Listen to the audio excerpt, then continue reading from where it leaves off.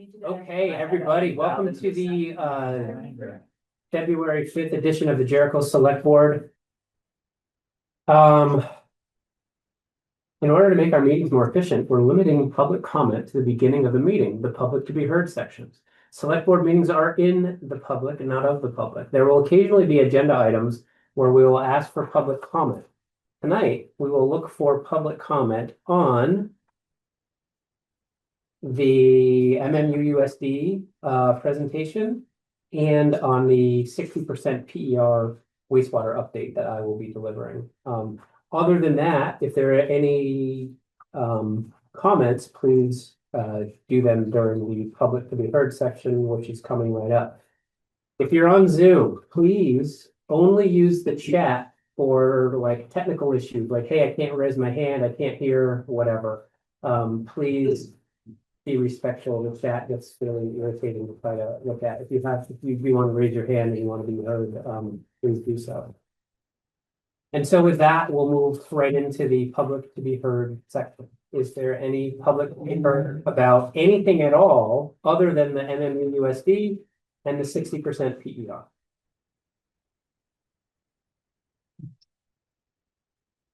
I don't see anybody online.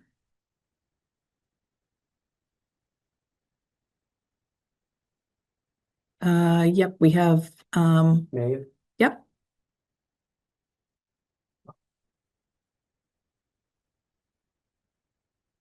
Go ahead, Maeve. It's Bernie. Oh, it's Bernie. Sorry. Go ahead, Bernie. All right, this is Bernie. Hi, Bernie Paquette. Slow and safer streets, Jericho. My comments tonight are not anti-library. They're pro-governance and pro-clarity. When voters are asked to approve six-figure public expenditures, they deserve to understand who owns the project, who controls it, and who's accountable if things go wrong. Based on the information presented to date, it appears to me that one of two things is true.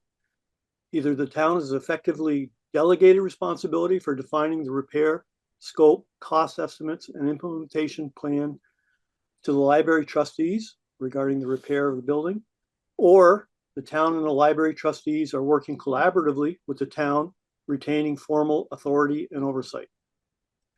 Voters deserve to know which one applies and whether the town agrees with the representations made in the library's well-written fact sheet.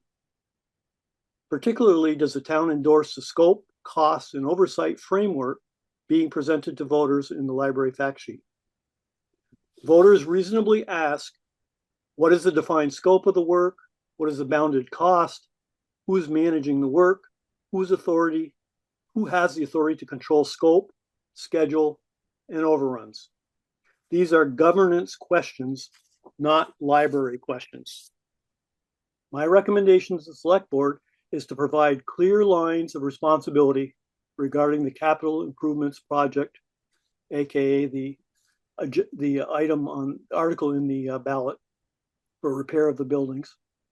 If informed voters are better voters, then the select board can materially improve this vote by explicitly addressing, either by affirming agreement with the library's fact sheet and or by issuing town-generated statements, such as a clearly defined scope of work, ADA requirements and the legal basis for any exemption, who manages the project day to day and with what qualifications, what formal authority does the town have over scope, schedule, and cost overruns, whether there are stop work or pause mechanisms if costs escalate, whether the town formally endorses the cost estimates, and what report requirements exist and who reports to whom and when. In summary, as the owner of a historic public asset, I'm asking the town to define its responsibility and role in the building repair proposal and clearly communicate that to voters. Clarifying that role does not take a position on the library service, but it does take a position on how the building repair would be managed if the voters approve the ballot article. It strengthens public trust and leads to better decisions.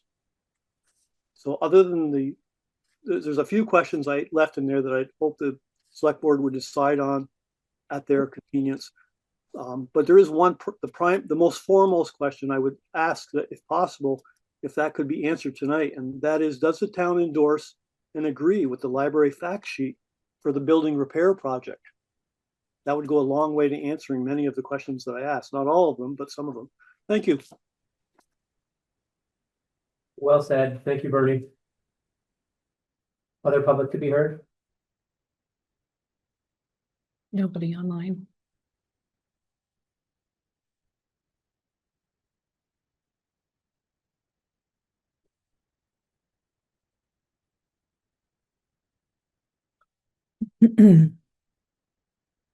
Okay, next up is MMUUSD to present the budget overview and how to better collaborate with towns. John Muldoon.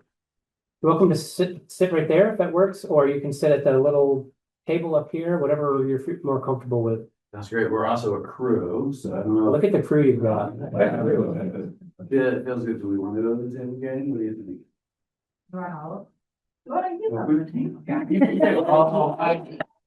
You can't fit Salad. I hired you. Your job, dude. So I know this was in the packet you all got, but there should be a copy for everyone. This is just a one pager with information about the budget on it. And we do have some slides that can guide us through the conversation.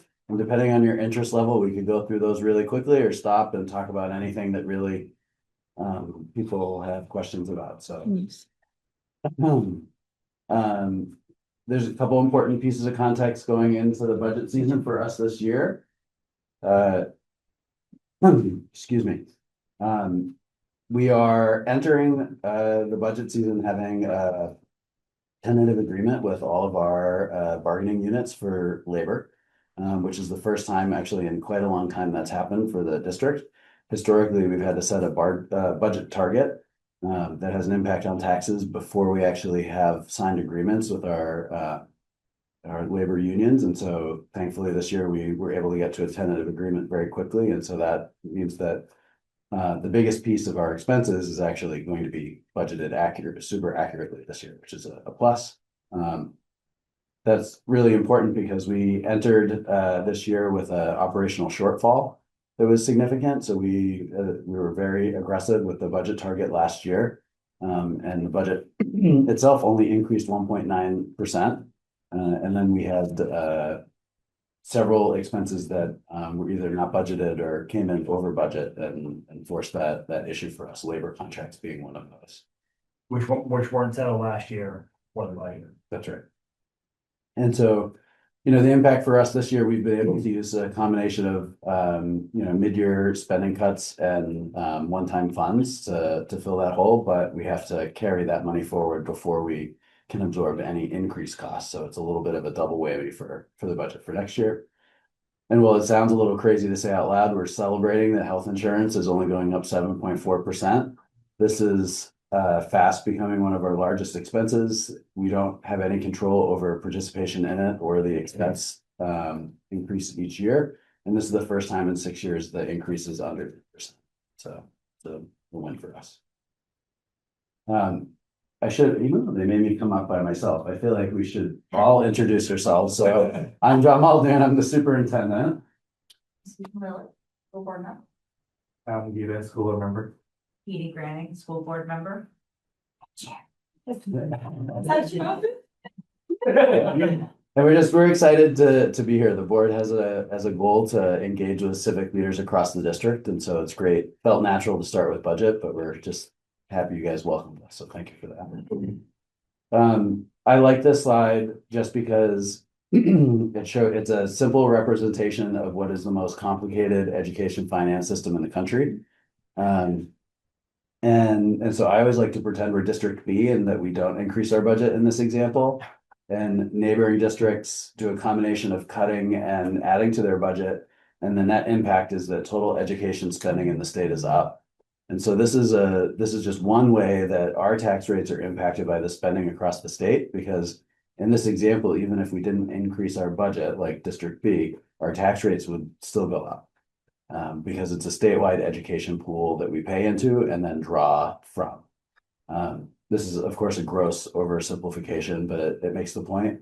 There are a couple other ways that our tax rates can swing wildly, as has happened in the past.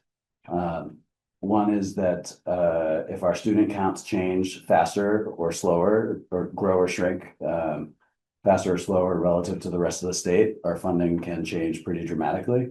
The other way is town specific with the CLA, the common level of appraisal. And so swings there that indicate a growth in real estate value faster than the rest of the state can lead to an outsized increase in tax rates. So those are just some of the different ways that the tax system presents itself to us. But we as a school district and as a board, we can really focus on expenditures. And so that's what our budget is based off of, and I can walk you through some of those details now. The first thing, this is a great and very telling slide. That stable flat line, that is our enrollment over time. So that's our actual number of students in the district. It's very flat. Since FY22, we've lost maybe about a dozen kids, I think. So if you go back 20 years, that 10-year period that started about 20 years ago, we actually lost quite a few students compared to our historical averages. But for the past 10 years, we've been pretty stable. Well, the other line is how the state counts students for funding purposes. And you can see there was a major change in FY25. So we used to use a system called equalized student counts. And in FY25, the state changed to weighted student counts. And so in that change, they're trying to account for the added cost that certain students represent in school districts. And so what we know is that concentrations of poverty, concentrations of students with English language learner categorization and other student groups can bring with them significant cost increase for school districts. And so this represents the weighted or financial student count that we have as a district. It is a little deceiving because it looks like we had a nice jump, but compared to the rest of the state, that line did not move very much. Yeah, so the rest of the state has a significantly higher concentration of poverty in school districts. And so relative to the rest of the state, our student count decreased. And so that has been the driver of an increase in tax rates in districts like ours for the past 3 years. Forgive my ignorance for someone who clearly doesn't have children. What is the I? I see IPK K-12. What's I? Okay, so itinerant. So thank you for asking that. So pre-K kids are our own kiddos in district, but the I stands for pre-K aged or eligible early childhood students who might even be younger than 3 years old that live in the 5 towns, but are not enrolled in any of our formal programs. So we still have a legal duty to educate them. For some of them, we serve as a fiscal agent and we pass on the state universal pre-K money to pre-K centers. We have kids that go to pre-K centers 2 hours away from here that we facilitate that transfer for. Wow. We also have young students that have sometimes severe, sometimes moderate special ed needs that our special educators service, sometimes in their homes or in our schools. This is just, I love this graphic. Usually in a district our size, you would see pretty consistent numbers from grade level to grade level. But this is really a unique graph. And it actually showcases a strength that we have as a district. So the -2 is the I, right? So this is a graph from the state. The state, when they categorize those students, I don't know how they decided they're going to call them -2, but that's what they called them. And you see big swings from grade level to grade level. That creates really significant operational challenges for our schools because these differences are actually amplified, especially at the elementary level, across 5 different schools.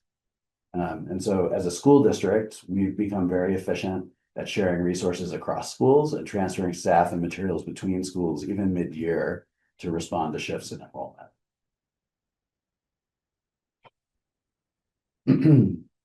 And I always say that by the way, any of you can stop me and jump in anytime. But I always say that the budget tells a story of what you value.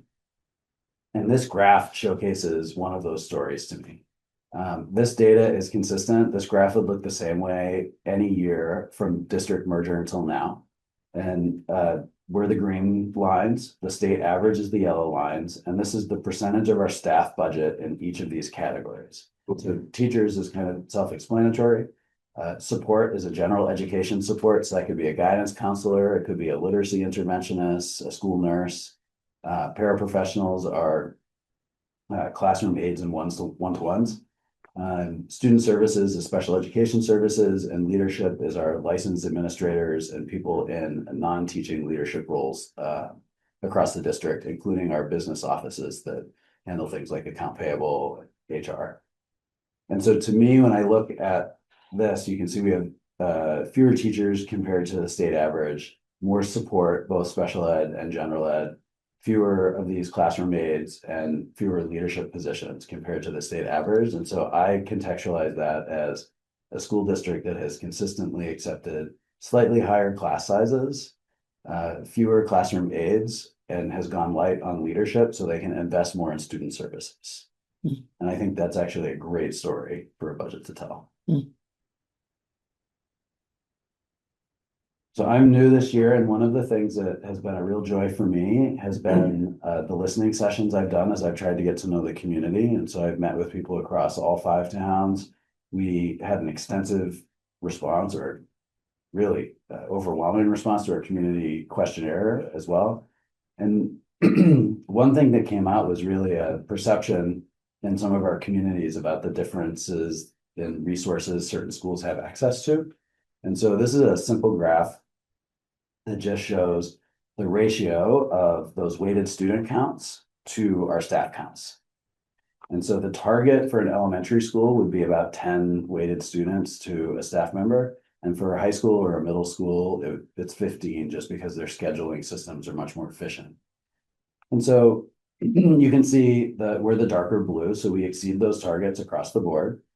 The interesting story for me here is that there's no statistically significant difference between any of our schools at the same level. So the 2 middle schools and high schools are virtually the same in the way that resources are allocated.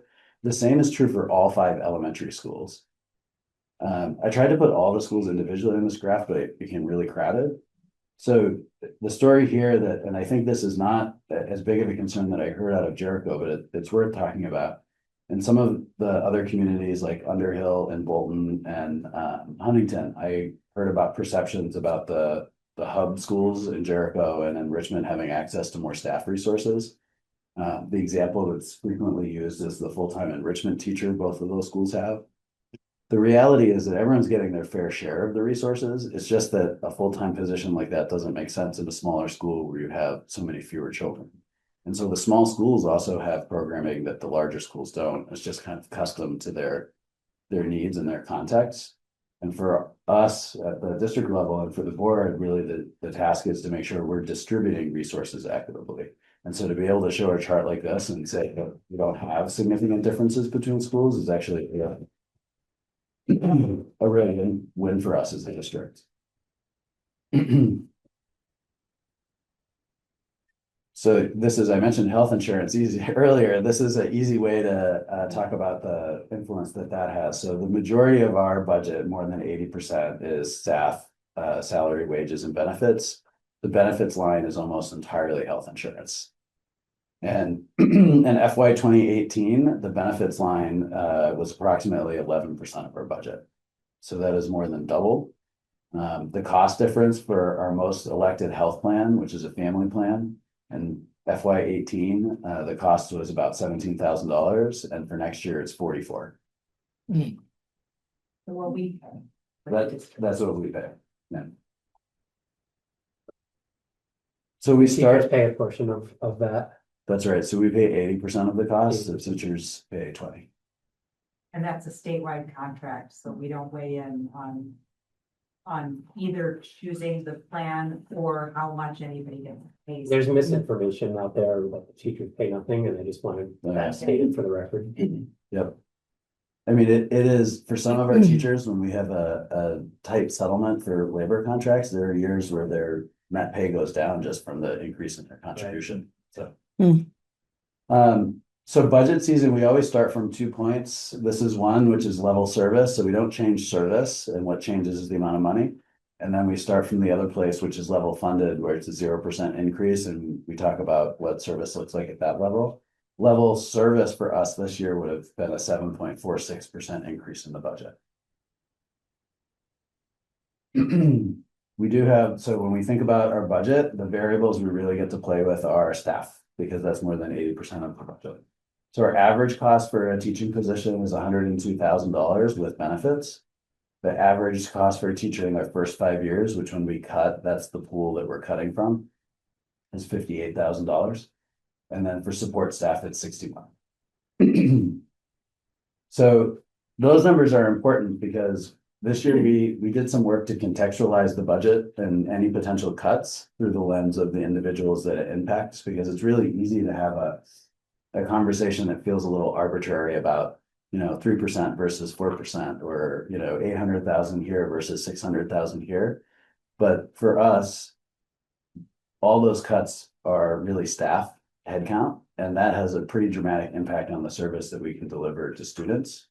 And so the board originally set a target of 3%, and then we spent a while talking about where we should land on this line between the 7.46, which is level service, and 3%. And in that space, every 1% you move is about 10 staff headcount. And so those are a way to make the conversation real. That's a great representation. So where we landed was 5.99%. So just a hair below 6%. And I can talk about some of the ways that we got there.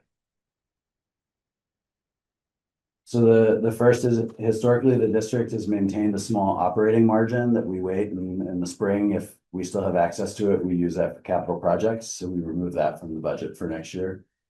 Our director of finance, Nicole Fortier, who's also a Jericho resident, had a really creative idea. She was able to find 4 near maturity bonds that the district has. And the near maturity part is important because the payment is a very high percentage of the total amount we owe on the bond for next year.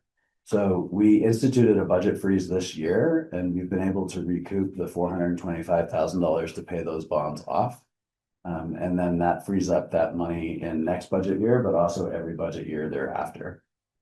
I don't follow that. We need to say implement a budget freeze this year. Yeah, so a budget freeze is something that happens pretty often in public schools, where we freeze all discretionary spending and we ask teachers and staff members to find creative. Oh, okay, gotcha now. Yep. So we just did it. Yeah. With that, I've gotten that email. Yeah.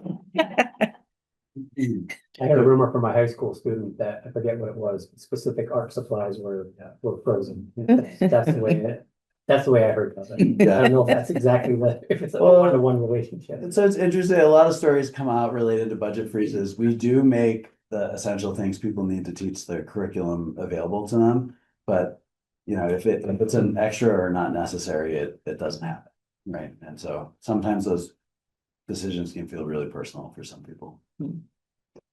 So that left us with a $380,000 pool that we had to find for cuts. And so we've been working at the district level to make sure those happen from district services, and they don't happen in the school buildings in a way that services will impact children during the school year.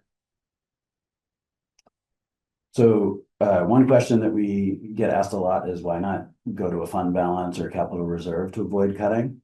And the reality is that that is a strategy school districts that have struggled with the change in ed finance in the state, like us, have utilized. And right now we are really at a place where there's not much left to go back to. And so to cut further from our capital reserve or fund balance would really place us in a precarious financial position. So, this is where it gets fun. And I have some interesting news specific to Jericho that we'll get to in a minute, so we'll see. So we take all of that and get to a district tax rate. So the increase in the tax rate this year is 14 cents, which is 9.46%, which is more than the increase in the overall budget.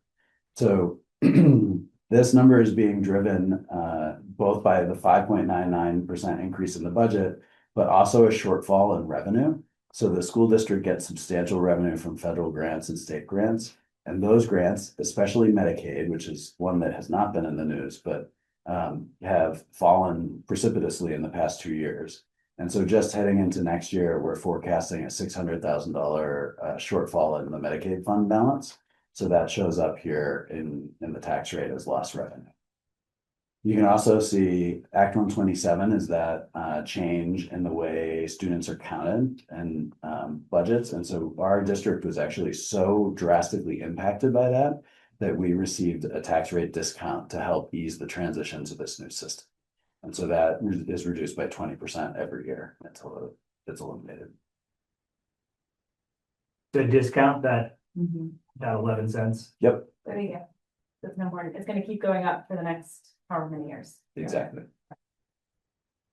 So this is our tax rate history over time. This is the district tax rate. You can see actually those 3 years in the middle, those low numbers or even negative numbers were driven by COVID relief funds and the use both through the state and the ed fund, but also here in the district. And then you can see in FY25, the beginning of that impact from Act 127. All right. This is where it gets really exciting. Well, if that's the right adjective. So, and this is the part we have no control over. So you take our district tax rate and then the CLA is applied to it to get to your local community tax rate. Then what's up there isn't what matches on our template. Our rate up here is 22.95% increase, up there is 22.97.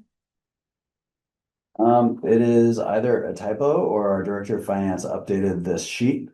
And I didn't update my slide, so. Oh, yeah. But there is good news here. So my understanding from talking with our director of finance, who's been in touch with the town and also with the state, is that your appraisal is on track, reappraisal is on track to be In place. completed. Yep. Before the tax year. So we won't be able to model taxes for official purposes with the updated CLA information. But if your reappraisal follows the historic pattern, you'll end up above 100%. And so what our director of finance did do was model, if you just made it to 100%, you would actually have a 1.6% decrease in your tax rate. Tax rate. A higher amount. On a Right. higher. Lower tax rate So on a bigger house. Yep. don't, if you Right. don't expect Right. taxes to go down. Right, and that's actually, the whole system is designed to keep the dollar amount what it should be, right? And so that's, but people do get very interested in these percentage changes in the tax rate, and so I just wanted to offer that. It's so incredibly complicated that I have some questions around that, but like. It's not fair how complicated it is. And I appreciate you saying that it's the most complicated in the country, so I don't feel quite as bad for being as incredibly lost as I am about it. So I'll have some more questions, but you're doing a great job, so I don't want to interrupt too much. Thank you. We might be done. There might be one more. Yes, so this is, excuse me, just articulating for us as a leadership team and for the board, our goal is to make sure we maintain a balanced budget without cutting into services. And really, we have some work ahead of us to establish targets, both for capital work that needs to happen in the district, but also for target fund balances for us. How'd I do, gang? You all have seen this a lot. Oh, okay. So all of that information is condensed into this, excuse me, for you. But we're happy to talk about budget or anything else that the board is interested in discussing. Can I say one thing? That channel former school board members, but also the question that we get is what can be done to get our property taxes down. And if the slide that showed that our student numbers were steady across, but our students don't count for as much as other students do because we have very expensive homes in our towns. We don't have affordable housing. we don't have housing for people who are on the free and reduced lunch program. And if we did, we would have more students, which would bring the cost down for everyone. And so when you think about zoning, when you think about where we're building, when we think about how do we, I know you're doing it, how do we access state funds for infrastructure? If we can also be thinking a lot about how do we bring more affordable housing into town and affordability, it will impact all of us by reducing our property taxes, because our school taxes will go down when we have more first of all, more students. Period. Period. And And especially, diverse. It's that point that I think all of my questions are around. I understand on the point. I didn't understand that point when I ran for select board and I became educated about it, and I totally get it. And I'm like, they got me 100% into development, right? Like environmentalists, don't turn Jericho into Williston, right? That was me before I ran for select board. And now I'm like, okay, I don't really want to be Williston, but we need more people. We need more for not just that reason. Also, like nobody can find a plumber. Well, they can't afford to live here. Nobody can find a fire department. Numbers are shrinking.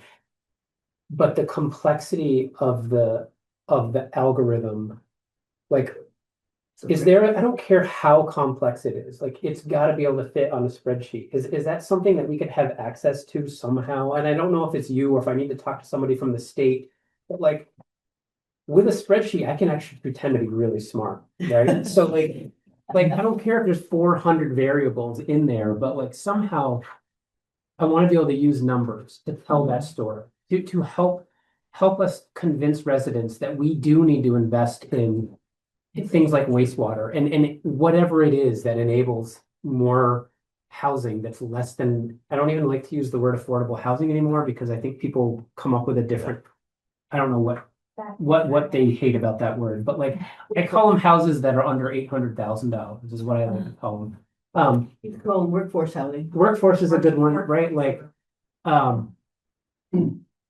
but I don't know how to tell that story with what, well, okay, so you take your CLA, all right, and then you take your, whatever you call that student waiting thing, you take that, right? Like, we could probably run numbers, and I'm gonna just make a suggestion, and the superintendent can tell me if we can't. But we could probably run numbers if we had 100 more kids in the school, in our school district, and if 20% of them were free and reduced lunch students.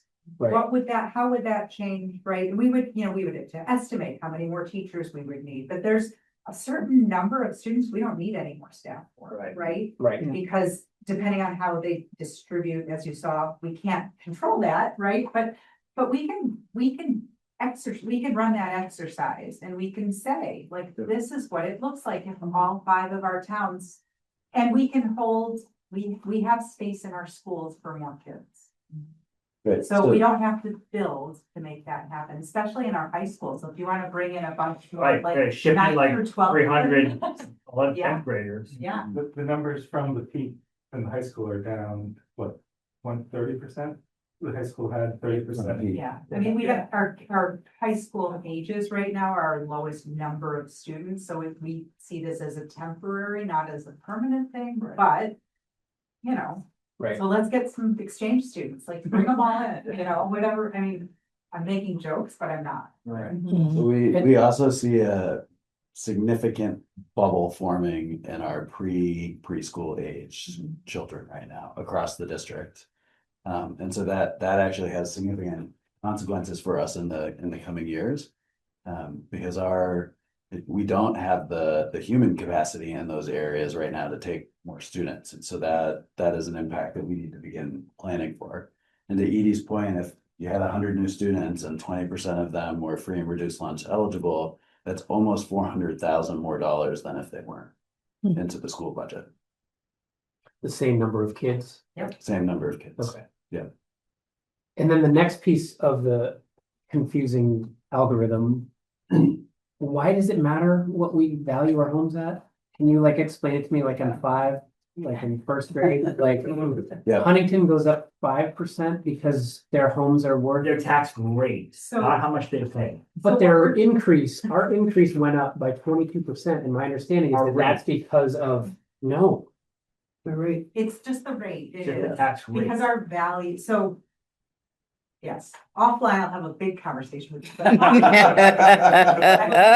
So what we try to do in the state is to make sure that every house across the state is given roughly the same thing.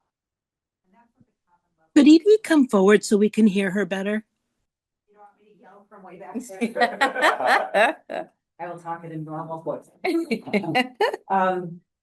So statewide, we want all of the houses to have roughly the same value. So if I live in Jericho, or in Enosburg Falls, or in Rutland, the house should be roughly taxed at the same value, right? And so that's what the common level of appraisal does, is it makes sure that we're all being taxed at roughly the same rate. Roughly, right? Like, so that's why when we in Jericho haven't been reappraised for 10 years, and so the houses that are selling, right, are selling at much higher. Way higher than what the property tax. Than what the property tax value is. And so those folks are paying much more because they also have this multiplier on it, and they have their new assessed value. Where some of us who've been here for 20 years or more than 10 years, right? Anybody who's has that multiplier on a lower number. And so that's why you have to assess every 3 years, because these multipliers that are happening, but we don't have enough assessors. So there are all kinds of issues. I know I only answered half of your question and brought in 3 other points, and I apologize for that. Yeah, I'm not expecting it to be Yeah. easy, but like, No, there's gotta be somewhere that we can go and say, all right, I'm ready to just have it and get some sort of giant spreadsheet that you can play with it. Okay, Matt, let's pretend we got 200 more kids and our CLA didn't change. Okay, well, now imagine it did, right? Like, have like these, I'm just picturing this giant spreadsheet like we have for our town budget that. But the difference, I think, you can jump in, the difference is that our town spreadsheet, our town budget is completely contained by us. Right. All the fact of your spreadsheet gets sent to the state. And so regardless how much money you're spending, there are lots of drivers unrelated to what's happening in this. I get that my question probably is not answerable by this particular group, but like, there's still gotta be a way to get the bigger spreadsheet that includes all the other factors, right? Like ours has like You have fire the Power department. BI Yes to and do no. that, because you have so many factors that Yeah. you're trying to mess that you need a whole point. Right. But I think, and it's interesting because the state agency of education is also not really prepared for that level of analysis either, right? So But somebody does it. well, I can tell you, so that weighted student count is the most complicated part of the whole Yeah. process. Yeah, And what that really involves for us is a manual review of each individual student and each individual additive weight that they get. And so there's a 3-week period of time where we have everybody that we can afford to pull. We pull and we stop and we're going through that and we're cross-referencing manually from the spreadsheet that we get from the state with our system here, because even though the state forced us onto a system that should talk with the agency's computers, that doesn't. And so it's just it's a manual spreadsheet to spreadsheet calculation. And we find they miss somewhere between 80 and 200 students every year. none of this is criticism of this group. You guys do. No, a great yeah, job yeah. in school system. And- But how that, so maybe I need to take the CLA piece out of it, but Yeah. how do I help explain to people in Jericho who are panicked about their taxes, Yeah. but seem to yell at us and not you when our tax bill is a third of, maybe they do, I don't know. I don't- Right, like, I think what we need to do to fix it is we need to invest more into town, which take our town budget and slowly work it up. And I think in doing that, that will encourage, and that infrastructure will get more people living here, hopefully with more kids and blah, blah, blah, and it'll filter in. But it's so hard to tell that story without putting them to sleep, right? They're just gonna be like, yeah, please just don't raise my taxes. no, I know that's what we're trying to do, like, we're trying to do that, right? And so, Yeah.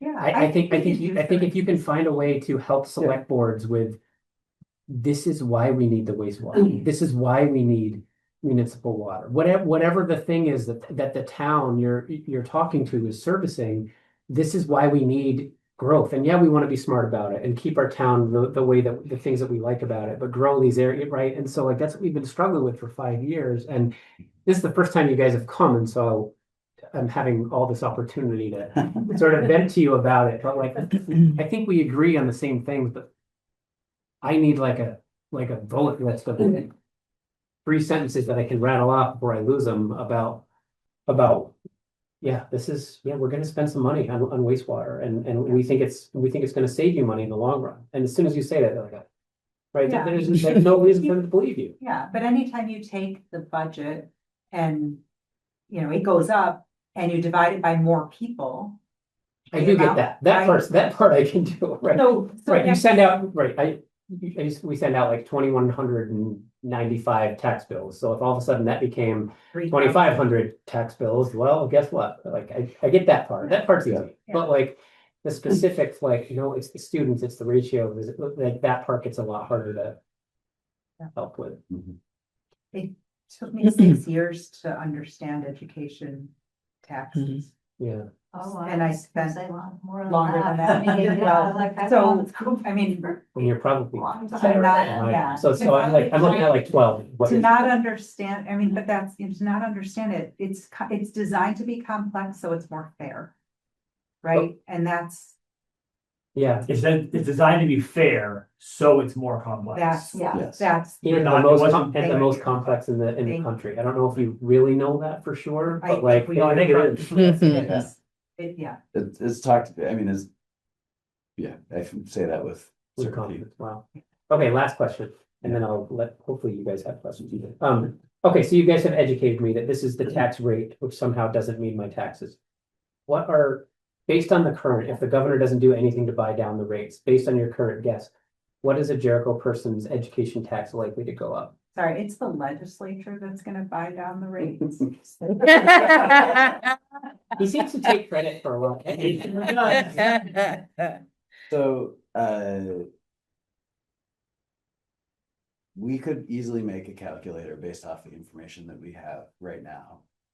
My understanding is that the history in this district is that has not been received well in the past because there's so many things that happen after this point that will change that number. And then That's a good there's point, this, yeah. this feeling that. So you don't want to say in public, okay, Right. can you just text me in private? Right, One thing I can tell you though, when the legislature buys down the tax rate. The numbers that have been talked about in the news have been between 75 million to 105 or 125. I don't know what the actual number will be, but because the governor didn't latch on to that $75 million number, the Agency of Education released modeling for that. And so that Because was, he did latch onto that. he did. They released modeling with 75 as the number. That's correct. So that's not on your sheet because it's not a guarantee. But at that number, we've been able to model the impact. And so instead of a 14-cent increase in our district tax rate, it would be 7.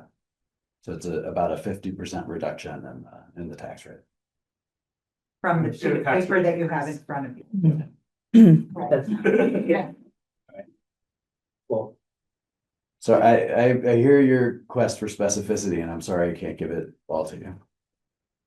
As someone who's relatively new to this process and has kind of the spreadsheet brain as well, I think the issue with getting one of these spreadsheets is that 3 of the biggest things incoming are from the state. So the CLA, the yield, and then the nebulous buy down that happens in 4 months are coming from outside that we have no control over, that change after the decision is made. So we could do it, but it's such a wide range that it's. yeah, I guess, I mean, the taxpayer in me is just curious to understand it. Yeah. But the select board person in me is like I'm saying, like, I want to be able to explain it in a few bullet points of why, how it could affect, not down to the penny, but like, hey, if we can increase our student rate by 20%, it would decrease our tax liability by 30% or something like that, right? Like to get some sort of something close to that, where hopefully they don't hold me to like those exact numbers, but like they can start to understand like, okay, yeah, maybe it is good to get 100 houses over here instead of 10 $900,000 homes. If we got like 100 $500,000 homes, whatever, workforce homes, you know. We can have $500,000 homes here that. Right, homes where teachers can afford to live and not drive from Enosburg to get here, Right. right? Yeah, I know. That's. Anyway, I know that's not an easy ask, but like, I think that's our challenge. It's helpful. That's good feedback. To me, one of the issues, I mean, because it's, obviously the taxpayers are, definitely upset about the increases over the years.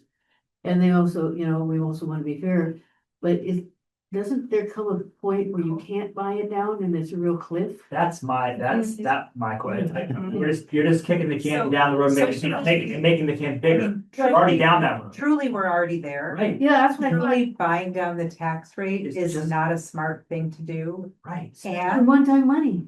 And the governor has promised it.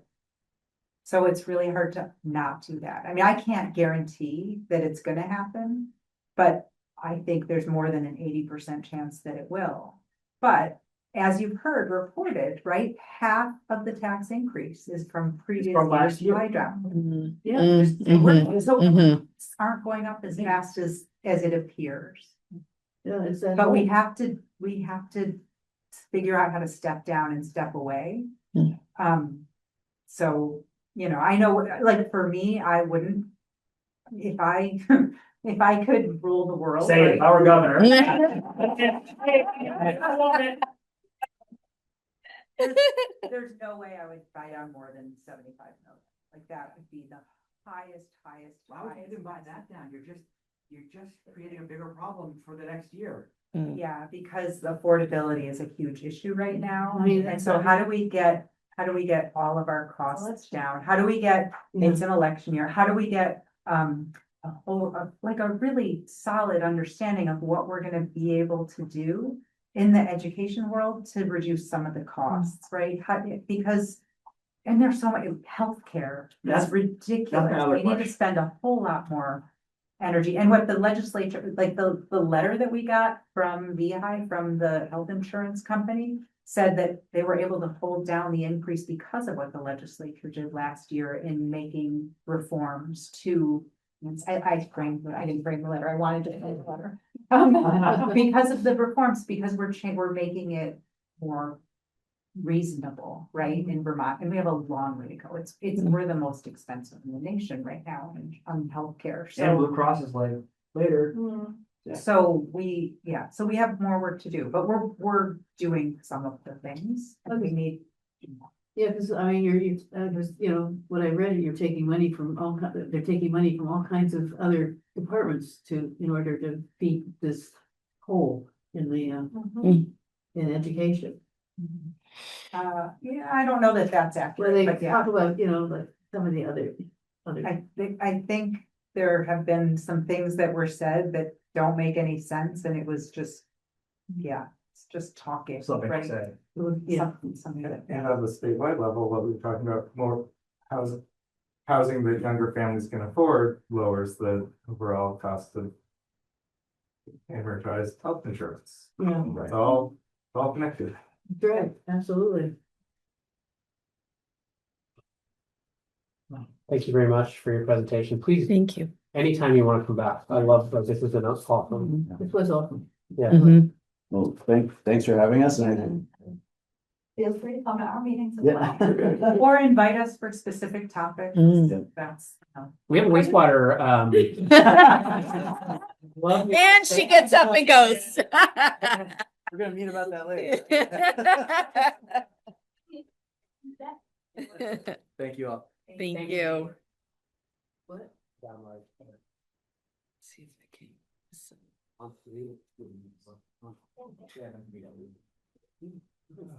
But, no, you're further.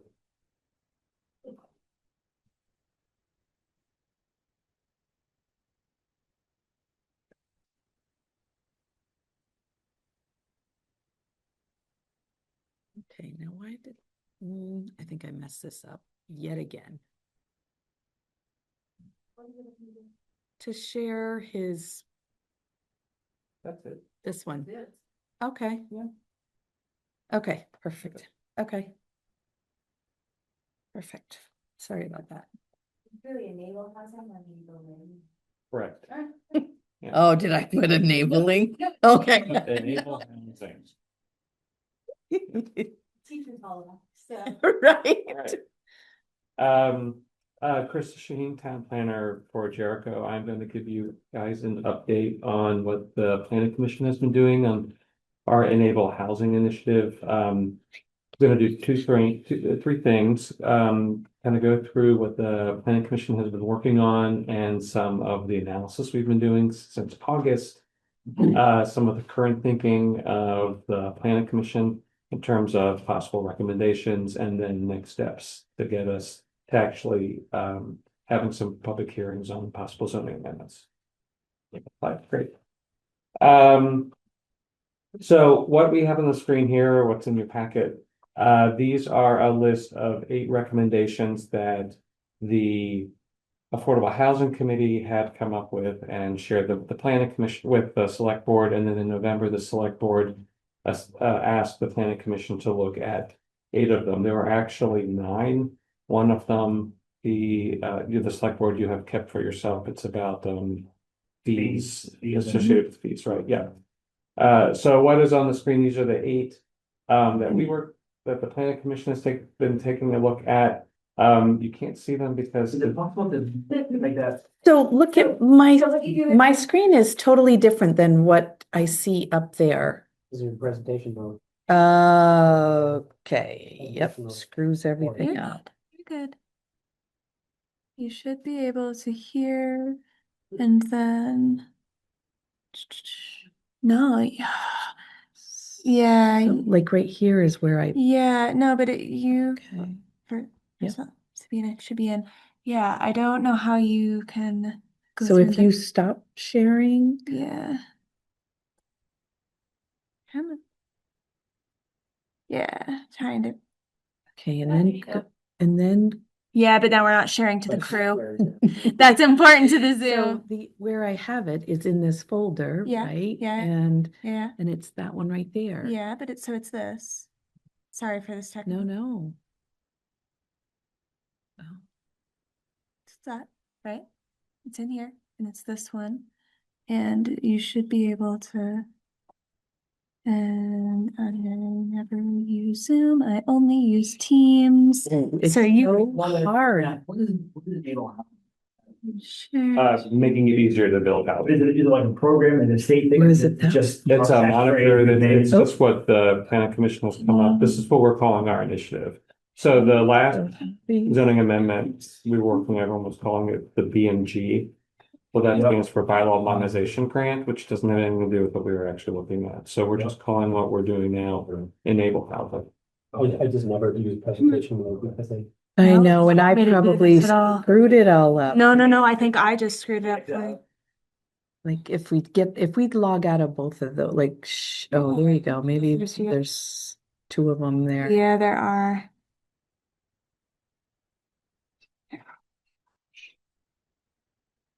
Okay, now. Okay, so enable housing is Susan's item. Oh, Uh, nope, that's not the, Right, yeah, right, that's the I one. think it's Yep, Chris's idea. okay, Yeah. okay. Perfect. Assign it to one person. Which is very good. See, it goes into this Right. and then, okay, now Yeah. go to the. I might have come up with enabling housing. And it was word, I don't know. It's probably, that was too many words. that's why, I believe that's why you're getting all these questions from people is where's the IMG? This is very upsetting. Yeah, Peter, you're gonna have to We're gonna have to suck it up. use your packet. sorry. I just don't know why, and now I can't Advance. Yeah, advance. Try the arrow buttons yeah. on your keyboard, yeah. Or hit the button, the keypad. Make things worse.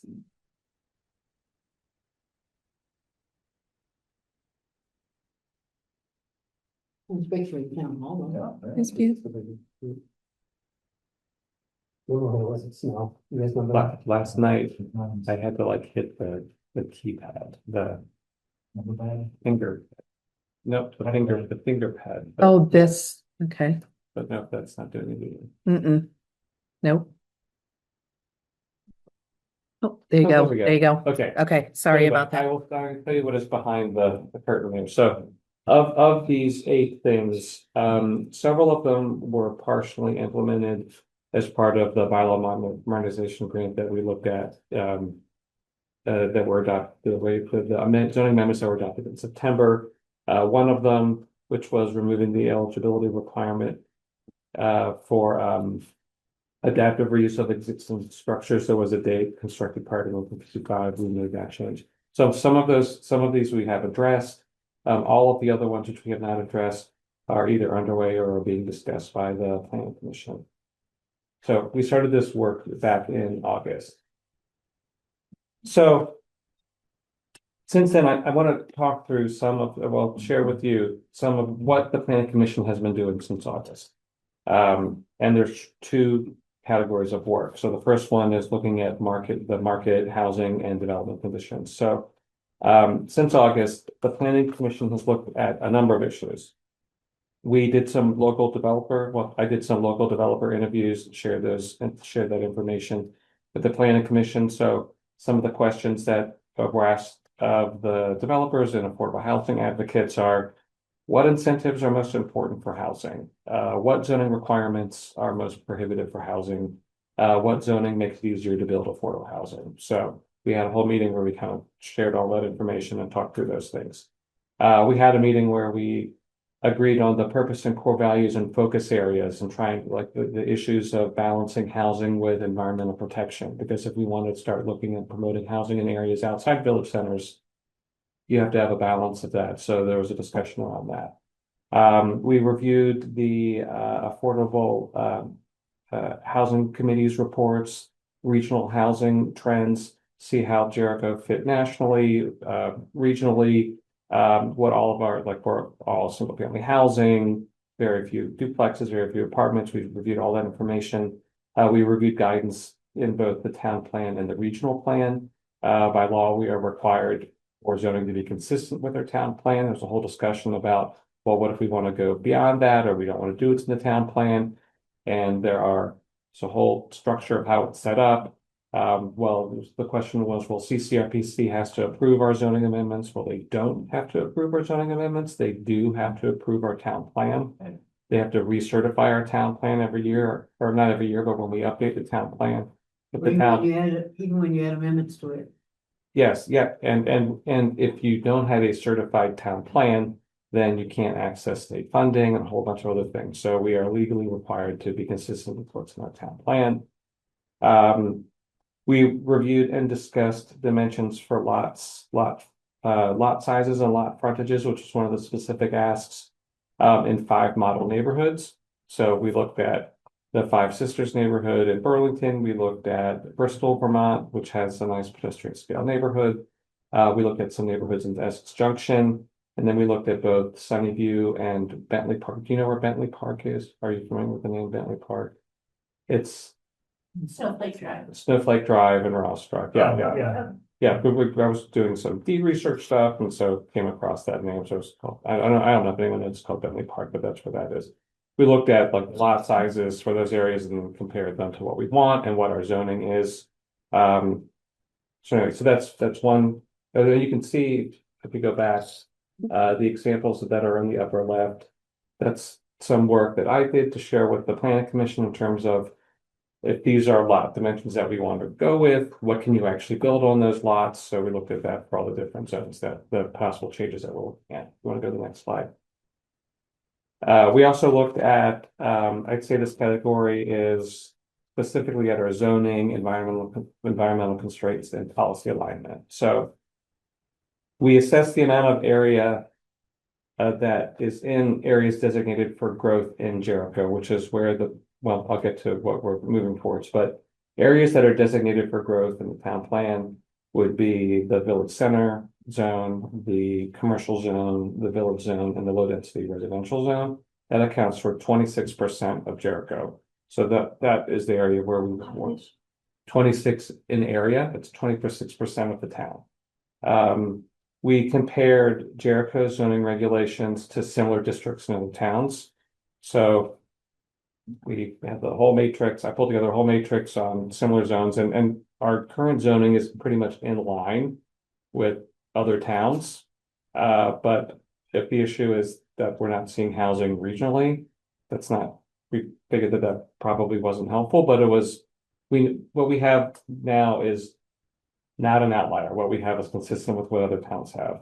Without getting too into the weeds of that little grid you just talked about, the matrix that you just pulled together and how it along with other towns. Can you give me a high level what you mean by that? So in Jericho, we have a rural agricultural residential district. Westford has a rural 10 zoning district.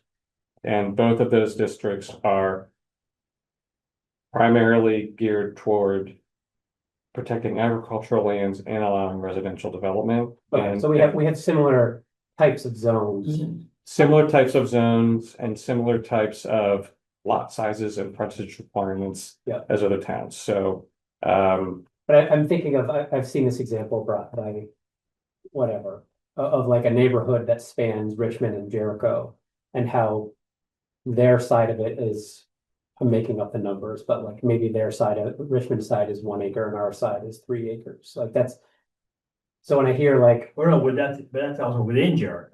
If I own a piece of property that goes from 1/4 acre zoning to 3 acre zoning right, there is that too. within Jericho. Yeah. yeah, I don't know if this is what you're talking about. I know you were talking hypothetically, but just south of Jericho and Richmond is one of their high density residential growth areas. And I can't remember what their zoning is for that, but just on the other side of the line is our forestry district or a rural ag district where the minimum lot is 10 acres. Yeah. So that might be where you're talking about. Yeah, I'm thinking of, there's like a neighborhood down Brown's Trace right on the Richmond line that like literally a kid will live here and go to Jericho and a kid will live here and go Yeah. to Richmond. And I think it's like that kind of thing. Yeah. We looked at the natural resources. We looked at 10 projects that had been reviewed in the last, I don't know how many years, that all triggered the natural resources overlay, because we wanted to see, is the natural resources overlay causing a problem? Is it preventing housing being developed? And the conclusion was, no, it is not affecting housing at all. It's actually being very effective in channeling development away from the resources and protecting the natural resources. So the conclusion was natural resource overlay zone is working and it's not having a negative impact on housing. We looked at our PUD standards. We looked at 9 PUDs that had been approved and built between 2020 and 2025. We wanted to see what lot sizes they were using. We wanted to see what they were taking advantage of in terms of housing bonuses. One project used the housing bonus incentive, and it took it up to where it was still under the 9 lots that would trigger Act 250. So almost, or I don't want to say almost all of them, but a majority of the PUDs were all capped at 9 units. So it was perfect so that they didn't have to go into Act 250. And then the one that took advantage of the bonus density only went up to that number as well. And then there were 2 projects that we were trying to look at, well, how small, what are the smallest lots that are getting developed? 2 of the PUDs has lots that were less than 1 acre, so 0.6 and 0.7 acres. Ooh. So in some ways, we felt that the PUDs were being effective in getting that clustered development that we wanted to see. Clustering development and protecting natural areas or working lands comes up a lot in the town plan, and our PUDs are generally being effective at doing that. But could be improved, but it's working well. We assessed our zoning districts designated for growth to see how much space in them was actually available for development, to see if we were being realistic or how much we really needed to push growth into those outlying areas. We looked at which neighborhoods within the different districts are deed restricted, so you can see on the screen, I should tell you it's on the screen too. In the upper left, let me start with the lower left, because I already talked about those two. The two maps in the lower left show both where we look at PDs, so the one in the corner, those are the 9 PDs that we look at throughout Jericho, and then the one on the other map shows where all the projects are that have the natural resource overlay triggered, so they're evenly distributed throughout Jericho. What I was just talking about in terms of assessing each of the zoning districts and how much is available for development or can have infill development. The image on the upper left is the village zoning district. We looked at what of those neighborhoods have deed restrictions, so all of the neighborhoods shown in red are deed restricted in terms of not having new units or additional units built. The green is designated open space. What else did I look at? Where is this? What part of town is that? This is the village district, so Which is where? yeah, I'll show you. Here is Jericho Corners. Here is Riverside. This is the Foothouse neighborhood. Here is Lee River Road. Okay. Here is Route 15. Okay, gotcha. Okay. Here is basically, River Road. it's basically Riverside and Jericho Corners and space into it. Not Yes. much, but I mean, much more than that, but I got you. Yeah, Packard know- is I don't know. somewhere in here. If you're saying foothills is restricted, I remember when I bought my house there, reading that you could build an additional unit. Maybe you're in one of the little blobs that isn't red on the sides. No, it was the whole thing. It was for the whole. I I would just recommend looking at that, because I remember reading it and being like, why would I want to build a, this is the old me. Why would I want to build another house on a 1 acre lot, right? I have a table that has all Chuck did a lot amazing research on deed restrictions, Yeah, and I went through and spot checked to verify. yeah. That's how I know it's called Bentley Park. But doesn't state laws override the homeowners association with ADUs and single homes and duplexes and things like that? Because the state says everything you should be able to do with where a single family home is. And then ADUs are permitted everywhere. So I would imagine, the state law would override an HOA. that may be true with ADUs, but it doesn't override HOA restrictions. Right, like Chuck keeps saying, right? Like you and me could buy Use property. a 20 acre piece of property, and you and I could make an agreement, like you will never develop it, and I could make the agreement, as long as we maintain that agreement, like there's no difference, right? And some neighborhoods were built with a community septic system, which has a specific capacity That's right. that you That's can't the then thing. go in and do infill. That's probably more overriding issue right there. Yeah. That could be, yeah. Yeah, but there are, I mean, I have to go back and I can't recall them off the top of my head, but there are deed restrictions that prevent infill, further subdivision in neighborhoods. And for we looked at that for the village commercial and low density residential. And so in the village district, which is one of our designated growth areas, I'd say, what do I have here? I'd say 30% of the village district is not sort of available for more intensive infill, 10% of the commercial district and 19% of the low density residential district. And those are the 3 districts that we're looking at as designated growth areas to target more housing. That's really interesting. We think the state law would apply to.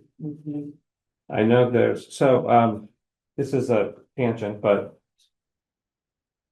Chuck's work has been super helpful in pulling this information together. I know Williston is looking at the same thing. So I've been talking to one of the planners in Williston about pulling some resources together to come up with a report. You say the same thing, you mean deed restrictions? In terms of deed restriction, looking at the impacts of deed restrictions and how they are You can making offer it harder. Chuck services to him.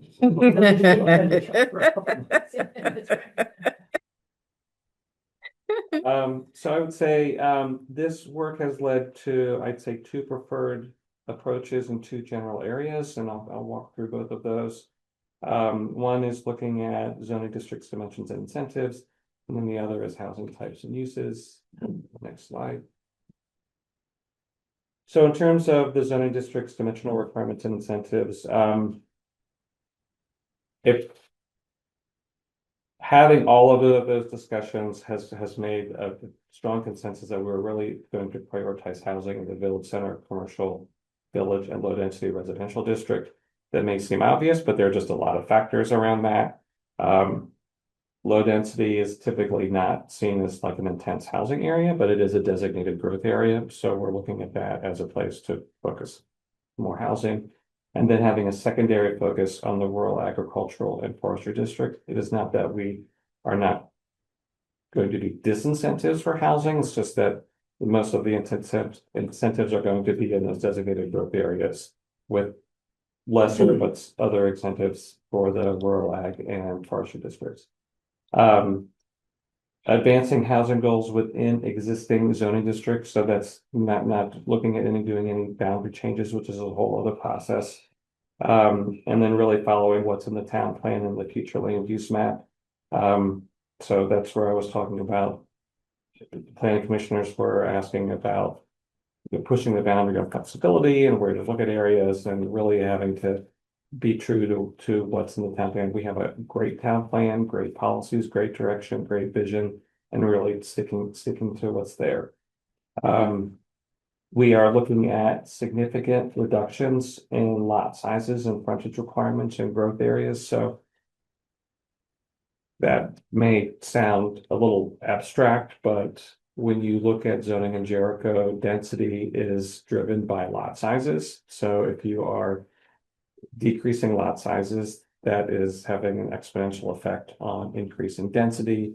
Frontage requirements is how wide your lot has to be on the street. In rural and suburban areas, you would have a really wide frontage requirement of maybe 500 feet or 1,000 feet if you're looking at forestry district. In a more urban area, or more compact, I shouldn't say urban, in an area of more compact growth, like the Five Sisters neighborhood in Burlington, really tight lots. Those lots might be 30 to 50 feet wide, really narrow. We're not going down to like 30 feet, but we are looking at reducing like lots in areas where the minimum lot acreage now is 1 acre, going down to a 1/4 acre, where the minimum lot acreage is 3 acres, going down to 1 acre. So those are some significant changes in density. And then just, I get lost between density and the other thing. Frontage or Rural. The locations. Right, so like where I got tripped up before years ago in misunderstanding was like, okay, we allowed. We went to like 3 acres, you could have whatever, but then the density also affected that. So like you're talking about the density table, that tells you how many. Table 5.6. Yeah. Yeah, Is that that's what you're talking about? You're right. talking about that table, because there's not articulating well at all, I understand, but there's like, before we said, oh, cool, well, now we can do this many on 3 acres, like, oh yeah, but you didn't update the density. Is that what you're doing now? Well, Or is that there different are- from the table. I don't know if this was, I don't have the table numbers off the top of my head, but the two pieces I that think I it is 5.6. Yeah.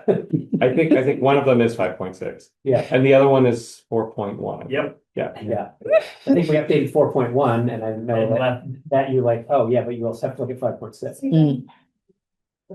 Yeah. No, I just been. Yeah. We talked about this and It's still hard to follow. So the one dealing with lot sizes are where we're going from, where we are recommending or where we're considering going from 1 acre to to 1/4 acre in some districts and going from 3 to 1 acre in another district. I just can't think of what 5.6. Oh. 5.6 is the dimensions table. And the dimensions table has setbacks. It's where your frontage width is. Yeah, I think that's, I think. No, it wasn't that. No, No, it was something density. It like was that. density. I think I can articulate If you that. have Yeah. 3 acres. If you have in 3 3 acres- acre zoning, You're allowed to have a fourplex. Oh, But you had to be in Oh, you're the talking have about, 12 acres. you're talking about the because use density- table. use Talking table. about the use table Yeah, and it'll, on the left, there's a column and it's like single family, duplex, triplex. Yeah, and it'll tell you like Yeah, what it'll district tell you can what do it in, district right? it's allowed in. Mhm. Yes. Yes, so that's actually the next slide. So put it, anyway, we can just go to the next slide. Actually, I was gonna say, this is a good, I was gonna put this in updates, but the RPC last month, our meetings in January, they talked about the discussion with the LURB review. Mm. The land use review board, that's the new, That's terrible. that's the latest thing for, you know. Yep. Rather than the regular, the Act 250 things that people have gone to, now it's the LURB, and it's a board that you cannot, appeal even. Yeah, But fortunately for Jericho, although there were there were concerns about the area, the village area size and walkability, connectivity, some of the questions they had. It also we fell in the same categories, Huntington, Heinsberg, Essex, and Colchester.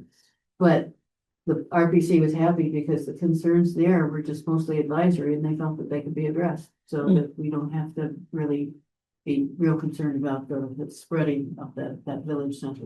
yeah. The village district. And for those that aren't familiar with all, what Catherine's talking about is, and actually, this came to the select board a couple of months ago. Recent state legislation required the regional planning commissions to designate land uses within those areas the same way, because it used to be that each of the regional planning commissions had their own thing. So you put them all together and they didn't really make any sense. So now they all have to use the same land use classifications. And the planning commission put together a working group that worked with CCRPC to figure out how those new land use designations are going to be applied to Jericho. We had a great collaborative relationship with CCRPC. They rely heavily on our future land use map and our town plan. We pushed them hard to extend some of those village designation areas, and they figured out how to work with us and do that. We got one of our village center designations extended, just onto the other side. I don't know if this is all sounding familiar, but it was a big process. And then once that gets submitted to the state, it's the land use review board that actually has to approve that at the state level. Yeah, and so that's what's been going on. And it's not yet approved, but they had their first review. Right, but they had their first review by LURB, and then it came back that we're at least in the, advisory record, because they came back pretty hard with some of the other ones. And other towns, other topics. So at least advisory, they felt that this could be easily worked through and get through the LURB for this. That's great. And the planning commission sent a letter to the state commending CCRPC for their collaborative working relationship and how much they worked with us and coming up with what got submitted for Jericho. Yeah, so far, there's only 3 regional planning commissions that have sent things to the land use. Yeah, we were in the first batch. Yep. So Yeah. we're- So this next slide, the second category of things that we're looking at, housing types and uses, this is getting to 5.6. So there is a consensus to now allow 3 and 4 unit buildings, which would be triplexes or fourplexes in all zoning districts. Instead, typically they have not been allowed in the rural districts, so now we're looking at pushing that into those areas. Can I ask how I have not watched many of the meetings, any of these events. How is that conversation been going? Does that make people nervous? Are they all for it? Like what? I'm not. Is it grudgingly or is it enthusiastically? Are you talking about the public or are you talking about members of the planning commission? Members of the planning commission. There doesn't seem to be much disagreement. I mean, there's been a lot of discussion to get everyone comfortable to that point. Okay. I mean, I think there are some that are less thrilled about it, but no, it's the right thing to do. Okay. Yeah. Thank you. I'd say there are 2 areas we still have to look at that we're getting into right now. Looking at incentives for smaller housing and then incentives for clustering. So those are Community. correct. Yeah. Yeah, smaller lots surrounded by more open space. Yeah. So in terms of next steps, we still need to finalize what the zoning amendments are that we want to propose. Completing a review of what is required to be reviewed as a PUD in housing and what those housing incentives would be. We are completing a parallel review of forest block data, so we've been working with the Conservation Commission. Remember a couple of years ago, I think it was $5,000 was allocated for the Conservation Commission to do a study of forest blocks. If we are looking at making it easier to build homes out in rural areas, we still want to make sure that the natural resources in those areas are protected. So is there a way to kind of move those forward at both at the same time? And then additional outreach. We are thinking about, the Planning Commission is thinking about big changes, particularly with lot sizes and project requirements. We want to try to do more outreach, so maybe some tabling at Jericho Market, just try to get more information out there to gauge what people's reactions are and support for that. And then we anticipate that our first public hearing would be sometime in like April. So when do you foresee bringing any of that back to us? If the public hearing is like April, If the public hearing, so depending on how the public hearing goes, so the Planning Commission is required to hold two, well, I don't know if it's required, I think, let me back up because it's changed. The Planning Commission is required to hold one public hearing before sending it to the Select Board, and then the Select Board is required to hold two public hearings before it can be adopted.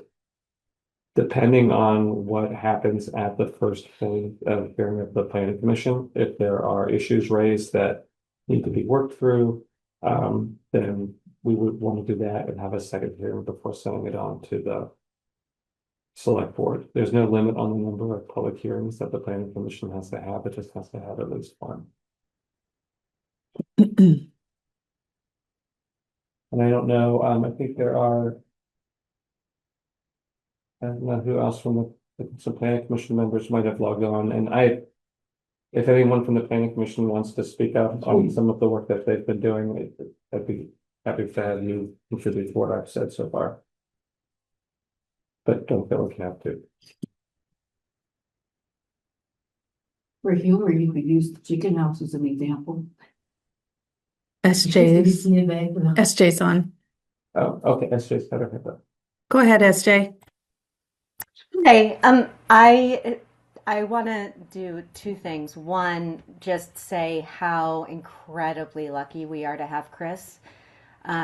Susan is an amazing leader, and Chris has just really done a great job of organizing large amounts of information and doing it in a way that both educates the Planning Commission and also really prods us to have constructive, productive conversations. And I know Chris knows how big of a compliment that is coming from me, because I'm constantly frustrated about the amount of talking compared to the amount of doing. So I just want to applaud that. And I wonder if I could just for 2 seconds take 1 minute to just put some of this work into context from the Housing Committee side of things, instead of as my hat as Planning Commissioner, to just say that we've been looking at what's being built in Jericho for the last 3 years at least. We've been pulling data together yearly. The certificates of occupancy, in other words, the new houses or dwellings that have come online for 2025, we now have a list of as well. We don't have anything new in village centers happening. So all of the building that's happening, none of it is happening in village centers. A lot of it is happening in low density res, in rural ag, and some in forestry. And so just to know what the market is currently doing. It's not building in our village centers. There's a 1 or 2 building permits for multifamily, but we haven't been constructing multifamily, which is something that we should really be thinking about. I will say that we have had a few ADUs coming online, which is nice to hear. But just I just want to add that perspective. We've been building, I don't know, on average maybe 12. Yeah, I'd say 12 a year, and nothing is happening in our village centers. So it's really important that we think about how we can make things happen in our village centers, but that we're also, the work that the Planning Commission is doing now is going to be really important for thinking about how we grow in a way that makes sense for Jericho outside of village centers. I have one idea, one thing we could do to spur some development in village center. Thanks, SJ. I was gonna call on you, but I decided not to because you hadn't raised your hand, but now that you did, I will. And I think you already answered this, but like, I wanted to know how the SJ from from the Affordable Housing Committee feels about like the current pace of what Chris just went over. And it sounds like you guys are aligned, like you feel like those 8 things that we sent that we got from your Affordable Housing Committee that we sent on to the Planning Commission, that is it are you good? Like is it like what you'd hoped? Is it too slow? Is it, I think, are we changing it too much? Like, Can I I answer think for you, that- SJ? Yeah, go ahead, Chris. He totally can answer for me. He knows what my answer is. No, I think I it's think been the slow. pace is slow. Okay. And I think that the intention and the directionality, and honestly, the passion of the Planning Commission is great. And I think that, I think that there's the constant struggle from my perspective, me personally, SJ, the constant struggle is, do we make small, quick changes, or do we do these kind of bigger methodical things? And then if we're going to do a big methodical thing, then it just gets bigger and it gets bigger and it gets bigger. And we don't have a good process for streamlining quick fixes or quick discussions. And so we could have made fourplexes and triplexes permitted in all areas pretty quickly, but it's part of this bigger package. So I'm really proud of and excited by the work of the Planning Commission. I think it's a great group of people, and I think that they share a common vision with at least the recommendations set forth by the Housing Committee that 2 years ago, for sure. I think that the pace is difficult, and I think that that's just how town government works, and there's a lot of good reason for working slowly and methodically. But it's frustrating that some of the easier things can't be done faster, for sure. Yeah, great. Thank you for responding to that. Yeah, I can add, one of the things, and it's come up at the Planning Commission, is zoning is just one factor in trying to get housing, and there's been I think a general consensus of let's just make sure that zoning isn't the reason something's not getting built. But there are a lot of other factors that are good. Zoning's not the silver bullet in getting the housing, but just making sure that it's not an obstacle. Yep. I echo SJ's commentary, that we're lucky to have you. Thank you. I feel I'm very lucky to be here and very lucky to have the Planning Commission that we have. Cool. Thanks, Chris. I have a couple of questions. What'd you say? SJ, you still there? Oh yeah. Okay. Oh, yeah. So my question is, Where is she? why does everything need to move forward in big chunks? Why can't we just say, okay, yep, triplexes and fourplexes, we're gonna do that and get it done. We're gonna have a hearing, boom, boom, get it done. Why do we have to wait to do a huge piece and not just get the low hanging fruit in place? I mean, that's my question. And yeah. Are you asking that of me? No, I was wondering if you, because that's kind of what you said, that you were kind of frustrated that you wish we could sort of do some of the easy things first, but you understood that there's a bigger picture, and I'm having trouble getting my head around. I think I understand the value of the bigger picture, where it's like you want it to just shoot off your gun left and right. No, make this change, and that change. You want it to be kind of comprehensive and cohesive. But I feel like that we as a town are sort of being overly cautious and making sure that we have a big plan that is we all feel good about and that covers all these bases, and we're not going to do anything without the entire plan coming to fruition.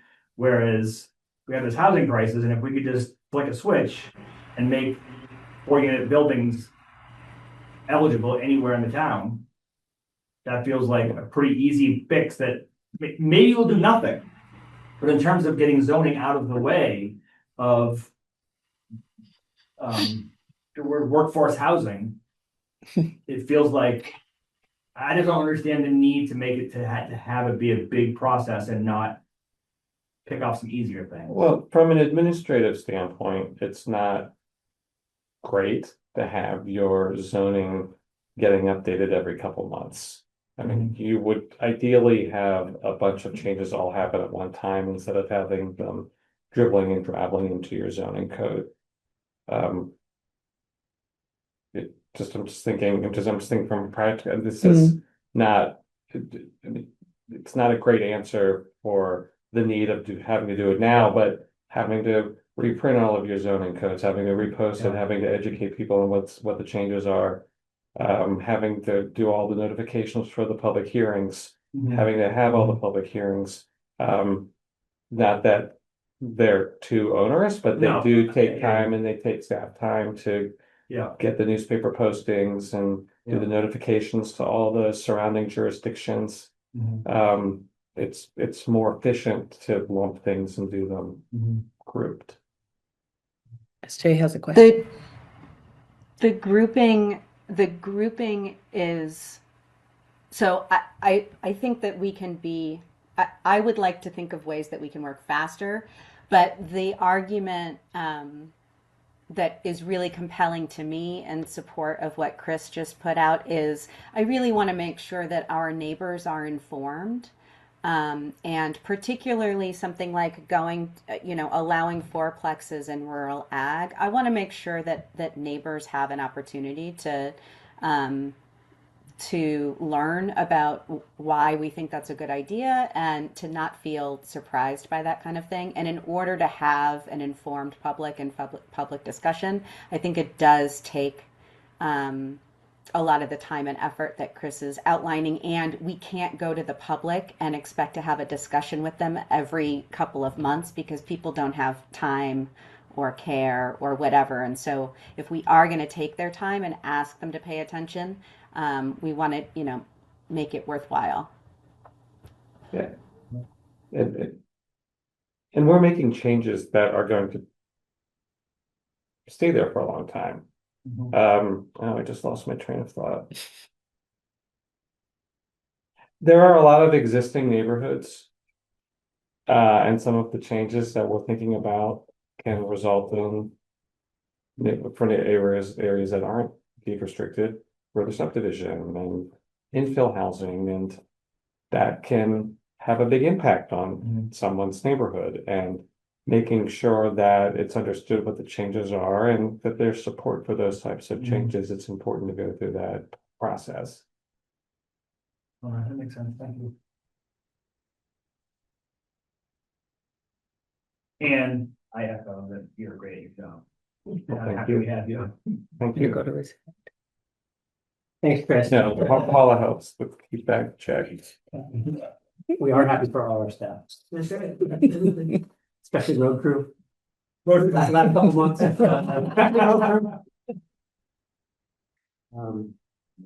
Great. Thanks, Chris. Yeah.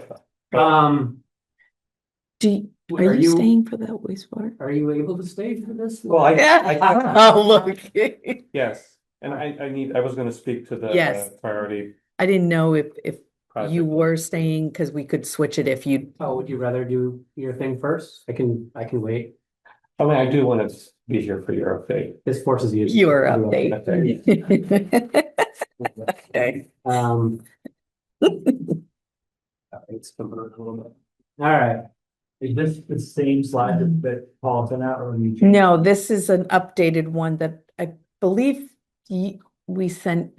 Did you send them all out or just to me? Because you might not have had, and to Eric, right? Yes, so there is a, I listened to a lot of skiing today. so it is a little different, and I can send that update to you. absolutely. Yep, So before I had a little button that I could push that said share, present. And now I don't seem to have that button. What do I do here? So give me 1 second. Nice. 30 minutes from my front porch to on my own. I was gonna say, like,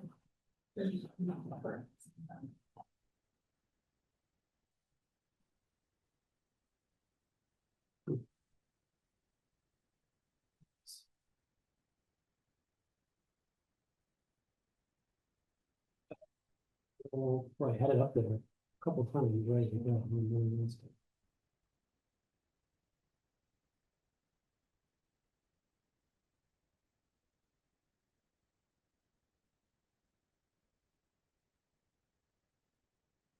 Okay, TV is caught up. All right, so,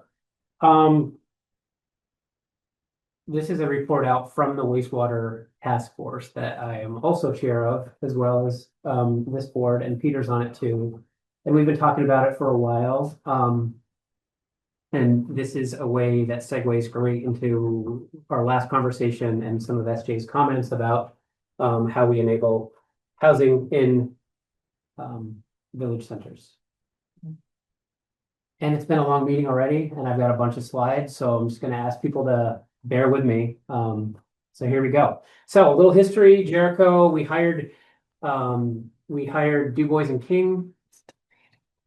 It's slow. It's delayed. Yeah, it's a little delayed. It's very slow today. We hired Du Bois and King to do a wastewater feasibility study in 2022. The select board did that. And that was funded through the CWSRF, which is the Clean Water State Revolving Fund. We looked at the 3 centers. Of those 3 centers, we decided to focus on the Riverside area because we felt that was the best opportunity for growth and for septic.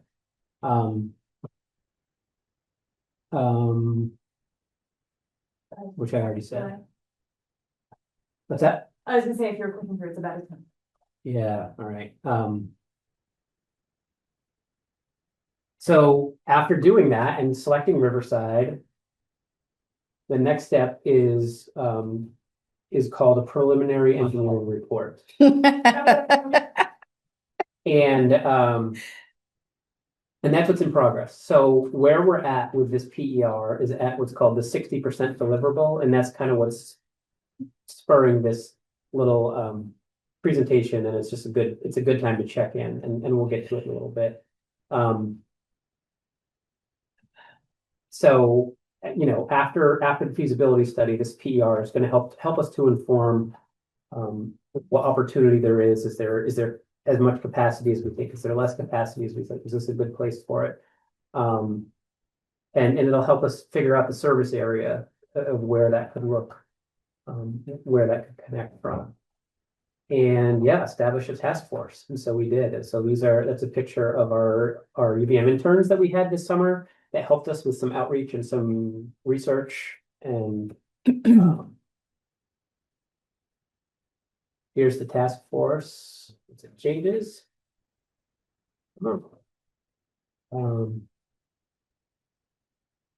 So we have those task force members. We have Kate McCarthy from CCRPC, Chris Shaheen sits down there with us, and I'll tell you, it's been a lot of learning. I would say I'm not as far away. I was as far away from a wastewater expert as you could possibly be, and I'm certainly not an expert, but I certainly know a lot more than I did before this task force. A lot of interesting stuff. When this switches. Okay, so. This is like a rough estimate of a visualization of how.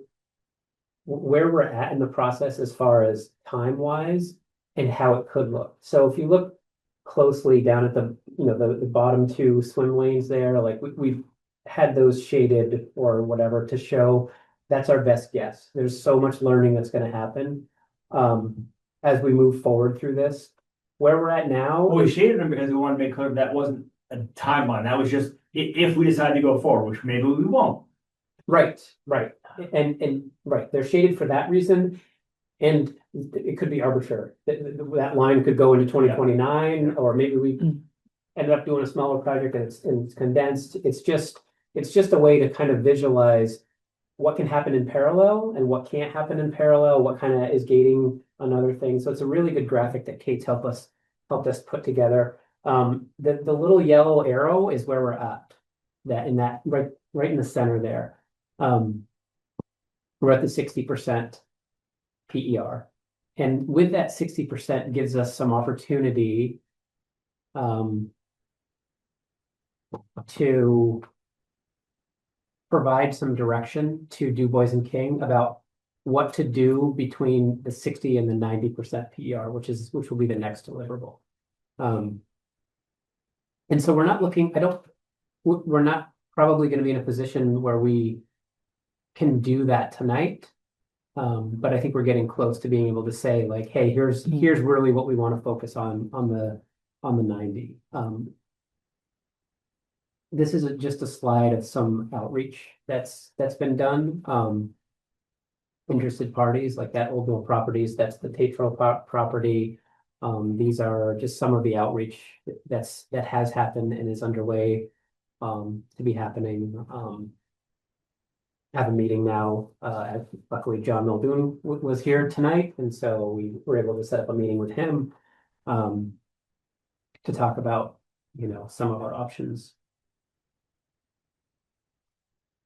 Here's another piece of outreach that we did. We got our website up.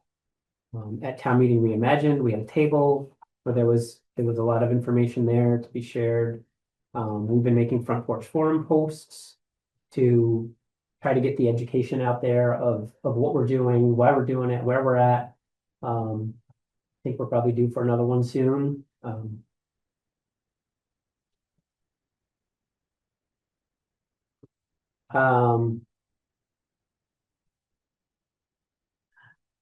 So for the service areas, so three of the things that we're looking at out of this PER is the service area, the disposal sites, and the connections. It's my different slide. Yeah, we gotta look away at that now. Yeah. This got revised. It got revised, yeah. What I'm learning about this is there's a lot of learning that comes slow at first and then rapid fire in one meeting. So a lot changed since last night. So that's the reason for the updated slides.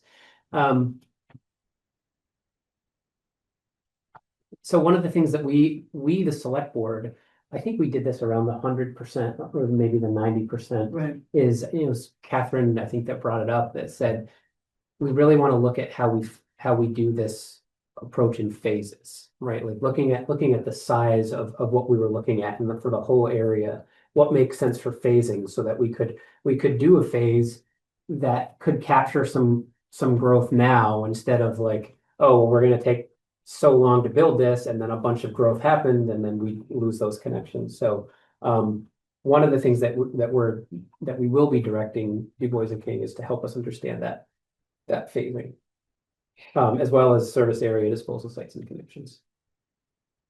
One of the main disposal sites we've been focused on has been the Browns River Middle School, but there are other properties that have been identified.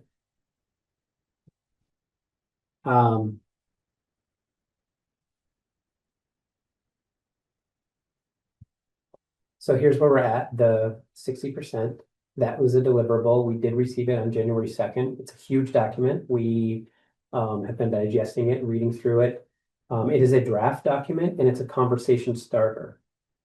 So that's what I mean. It's a draft document and it gives us a chance to pick apart some of the findings and use those findings and those learnings to, to go do our next, to direct Du Bois and King to go do that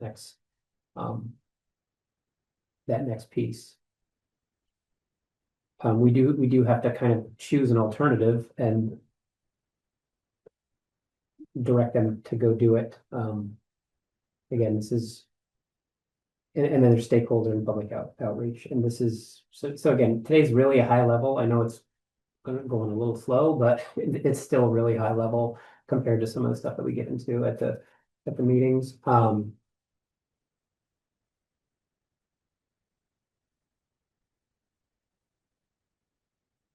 So one of the key findings is for the project need and benefits is the research triangle has developable land where housing and businesses could go.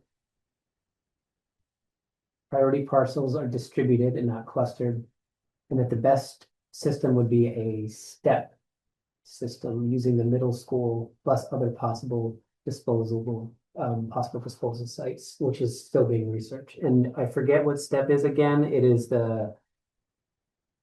I memorized it last night. Pumps, right? Yeah, the last It's not gravity, it's pumps. Right. Septic Effluent. septic tank effluent pump, as opposed to STEG, which is Gravity. Gravity. So like, Put it uphill, have it come down. yep, this is going to be a pump that does that. So that's what a step. That's what they've determined is the best. I just Yeah, I'm on the next one.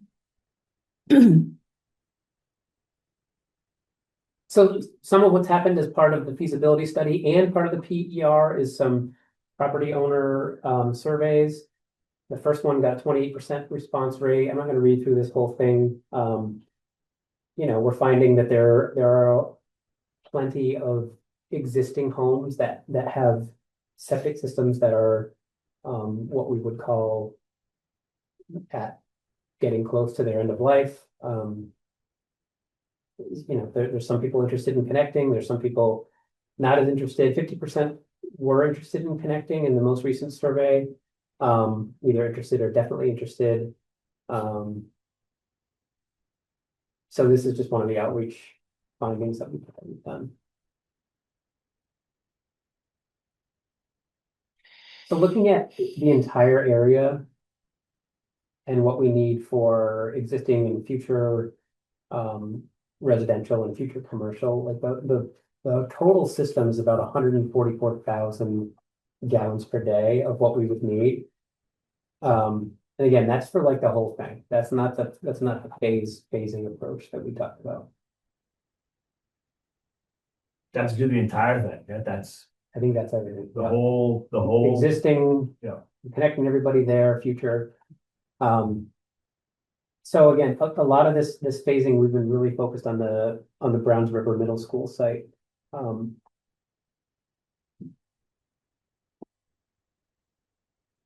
Chris, I forget why this has three. Three what? Three test pits. I feel like that's not correct. For the test pits. Yeah, because there were like 13 test pits. I didn't catch this when I reviewed the slides earlier. Yeah, I don't think the box that's behind the school, between the school and the river is right. I think that's a much bigger area. I'm not so worried about those boxes. I'm worried about the number of test pits because I think we did like 13 test pits. Anyway, we did test pits. We did test pits at the Browns River. I think what that should say is that we're 3 test pit locations. Okay. One in the back of the school and then 2 in the front. Okay, fair enough. Yeah. Anyway, there were a lot more than 3 pits. And by the way, I don't think I have a slide for this, but we did get an update yesterday from John Ashley that the full remediation of the test pits is scheduled for right around April 20th. So they're targeting the week of school break. The April school break. To completely finish that. But anyway, each of these can provide some wastewater disposal. Again, this whole point of this PER is learning, right? Like getting data to help inform us, to help figure out, okay, yeah, this was a good site that we identified, but now how much can it hold? And so there was some initial capacity estimate of 56,000 to 62,000 per day. One of the things that they looked at was funding stats. Here's a cool little graph of what that could look like. I do have a slide here on CHIP. One thing that is important to remember and frustrating to experience is that these mix of funding sources will change throughout the program, throughout the project. And so, you know, you might be sitting there looking at like, hey, it looks like we're going to get a grant for this, and then that can change. Or hey, it looks like we're going to qualify for CHIP, and then it doesn't. Or everybody's been very good about making that point very clear. And again, the whole point of this engineering thing is a learning. It's to learn what we can do.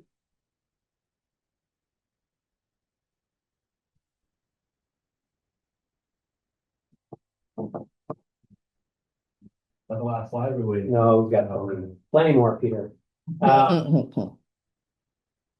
Oh, this is the CHIP slide.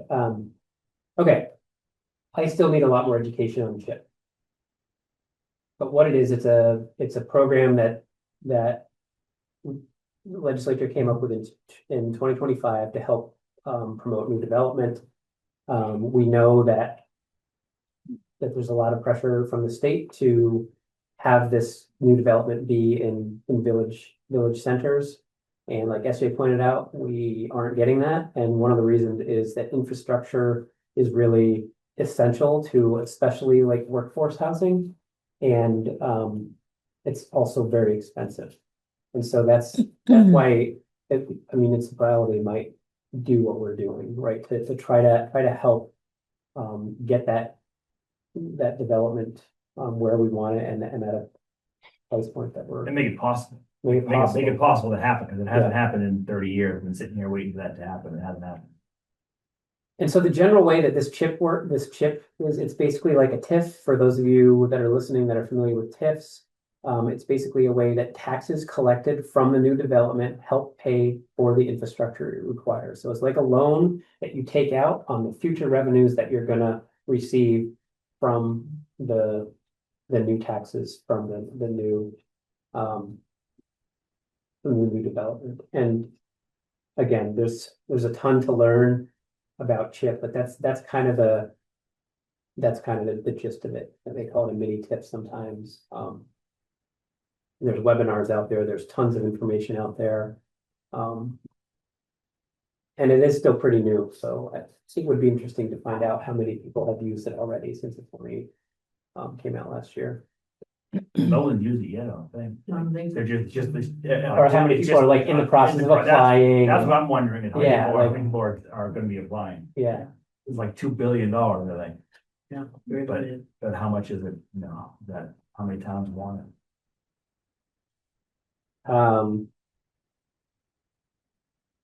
So next steps, there's more outreach to do. There's the public, the stakeholders. There's more analysis to understand. We need to start considering other disposal sites. And so one of the key findings from last night is that the Browns River site, because of some rules that have to do with indirect discharge, which is just a fancy way of saying you got to filter it between the tank and the leach field. It kind of restricted what we were hoping for, what we had originally sort of estimated. But one way that we can get some of that back is, John actually helped us understand last night, is part of what drives that capacity and what can be done will have to do with the water table and how far below where the pipes are going to be the water table currently is. But one thing that changes the way that that is affected by the wastewater that we push through it is how big that aquifer is below it. So if that if that water table's here and your clay is here or your bedrock is here, you can't add, as soon as you add much, it's gonna immediately go. But if that clay or that bedrock, whatever the bottom of that is super deep, then that changes a lot about the flow. So that's just another thing that we need to do. And so it's like a test pit, but it's really more like a well. So we are looking to get permission to go and do that. It would literally be two. And it's like with a pickup truck. It's not a excavator and whatever. So one good news is when we dug the test pits, we had an excavator there. It can only reach down 12 feet. And it didn't reach that point.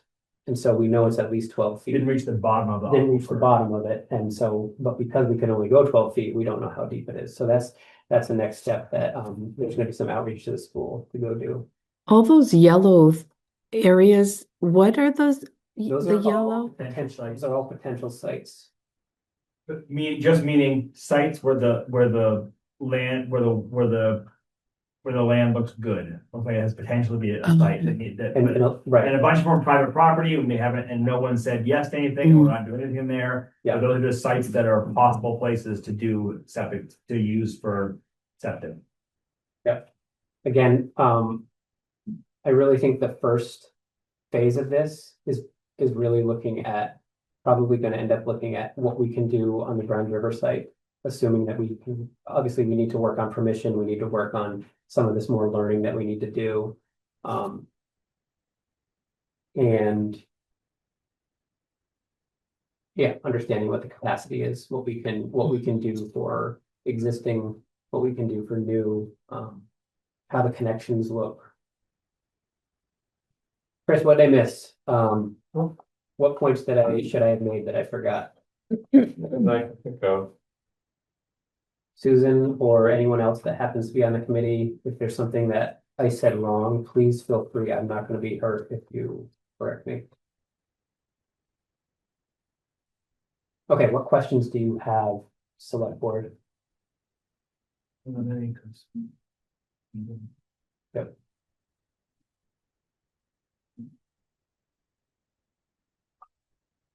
So we're moving forward, right? Like there's still a lot to learn. There's been a ton of learning. Every new information we get kind of like sometimes a little stressful and sometimes a little interesting, and like learning that thing about the drill that they can do to see where the clay or the bedrock is was completely new to me last night.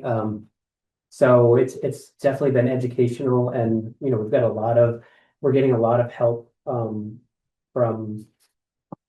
I forget the two agencies that like Lynette. Loudon. DEC.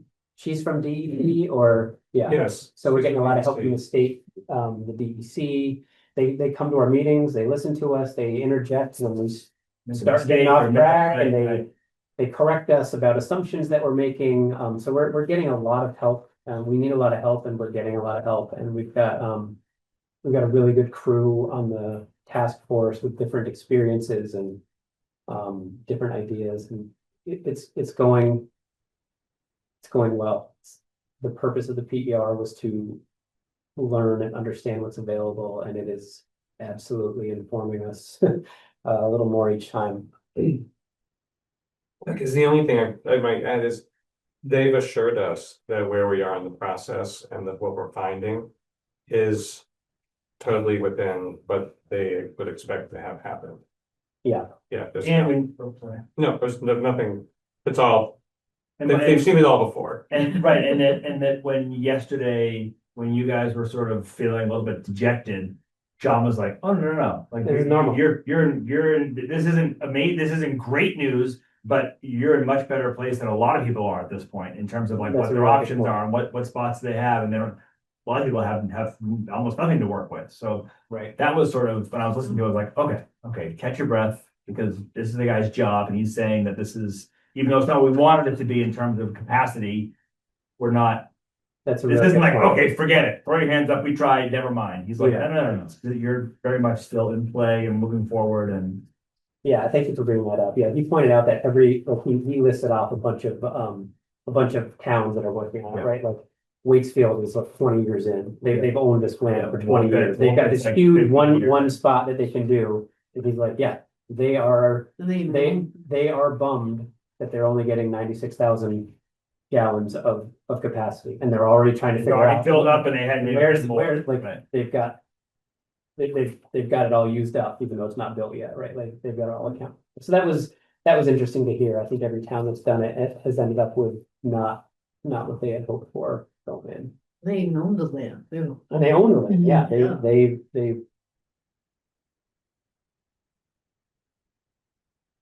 That's what I have.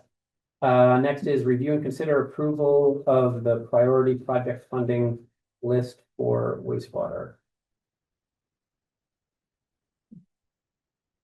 Yeah, this should be pretty quick. So, every year the state has, issues a priority list for funding, potential future construction projects.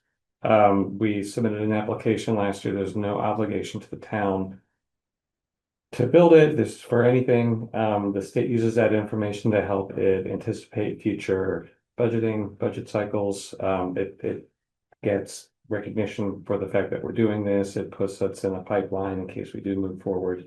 There's simply an application that we need to fill out. It's almost ready to go. I think we need, we need direction from the select board that to just go ahead and submit the application. The deadline is tomorrow. No pressure, do what you think is No, best. yeah. This has been all strategically timed. But no obligation to us.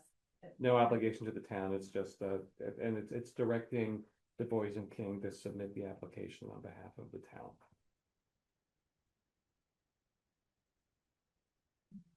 Yeah. Did it. I would like to make a motion to approve the priority project funding list for wastewater. I was on that. All in favor, say aye. Aye. The motion passes. Thank you. Thank you. The next is just signing the Vermont State Revolving Fund loan application. We've already applied for it and you've already approved it. It just needs to be signed. Okay. And so each tab where the blue is, I always sign once. Sorry. you will sign a lot. Okay. That first one is just you, but everything else is everybody. All right. Can I just do it when I Yeah. get this other stuff? Yep. Let's see. Next, we need to warn the public informational hearing of fiscal year 27 budget for February 19th. I would propose that we do 6 o'clock. I also gonna say it's not just the budget, it's the entire warning that the select board. You'll go through each. Each item. Yeah. So. Each item on the ballot. Just say, Mhm. yeah, to say the warning, Mhm. to say. The full warning, not the budget. Just say the full warning, not the budget. Okay, well, whoever makes the motion Yeah. can word it the better than how I did it. All right, I would like to make a motion for the warning for public informational hearing on February 19th to take place at 6 p.m. Second.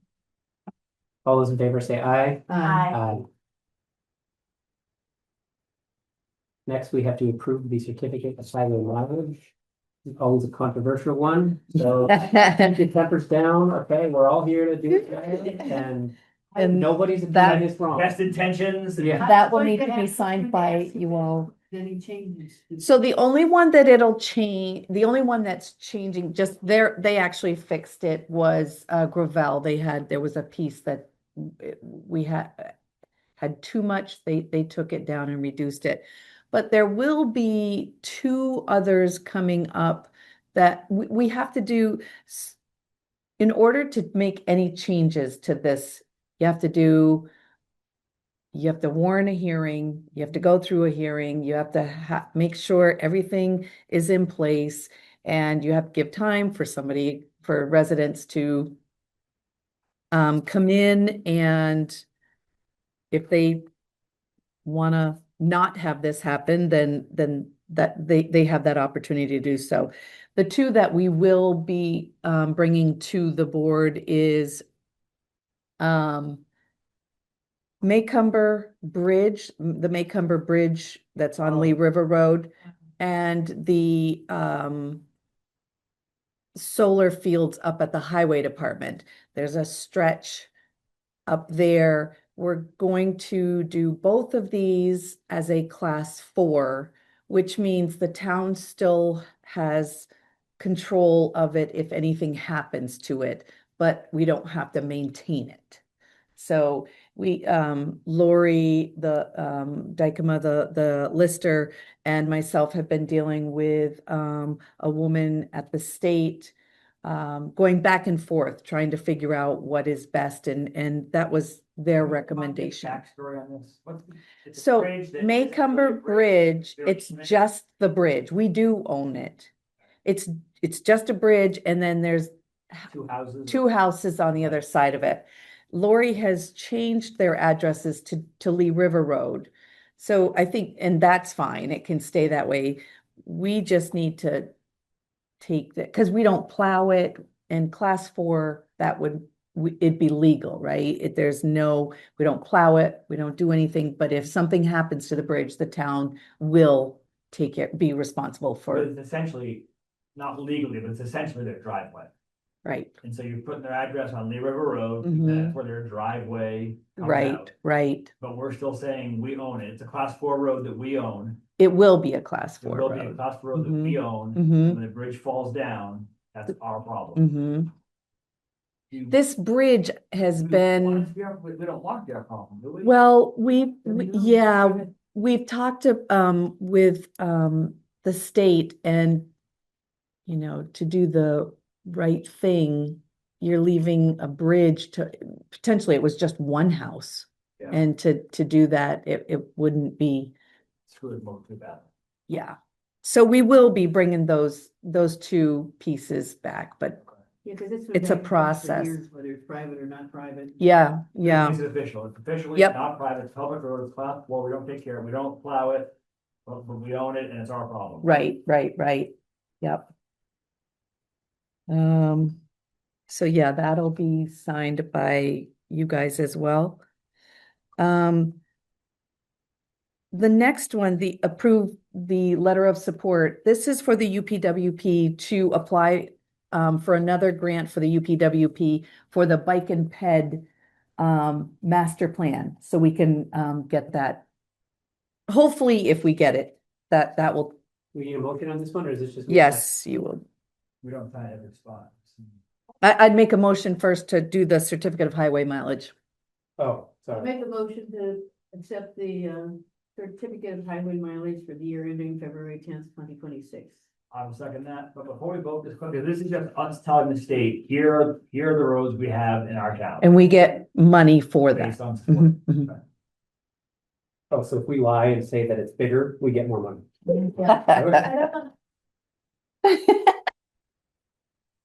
Okay, where? Okay, got a motion for a second. All in favor, say aye. Aye. Sorry.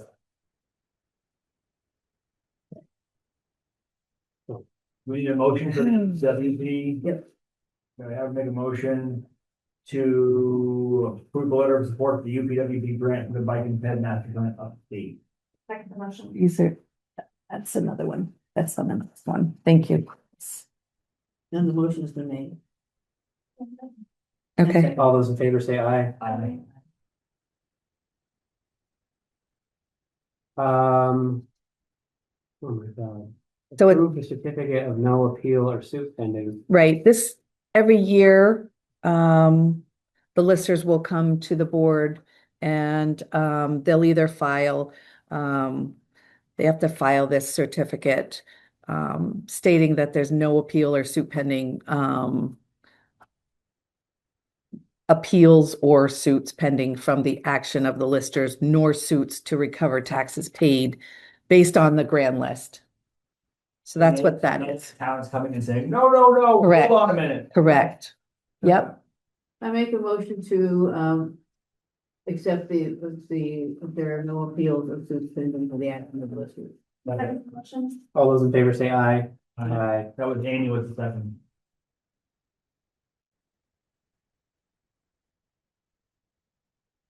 Yeah, you have, I have up here updated wastewater. I don't know if you need to do that because you already okay. just went through Yeah, I that. just did that. Yep.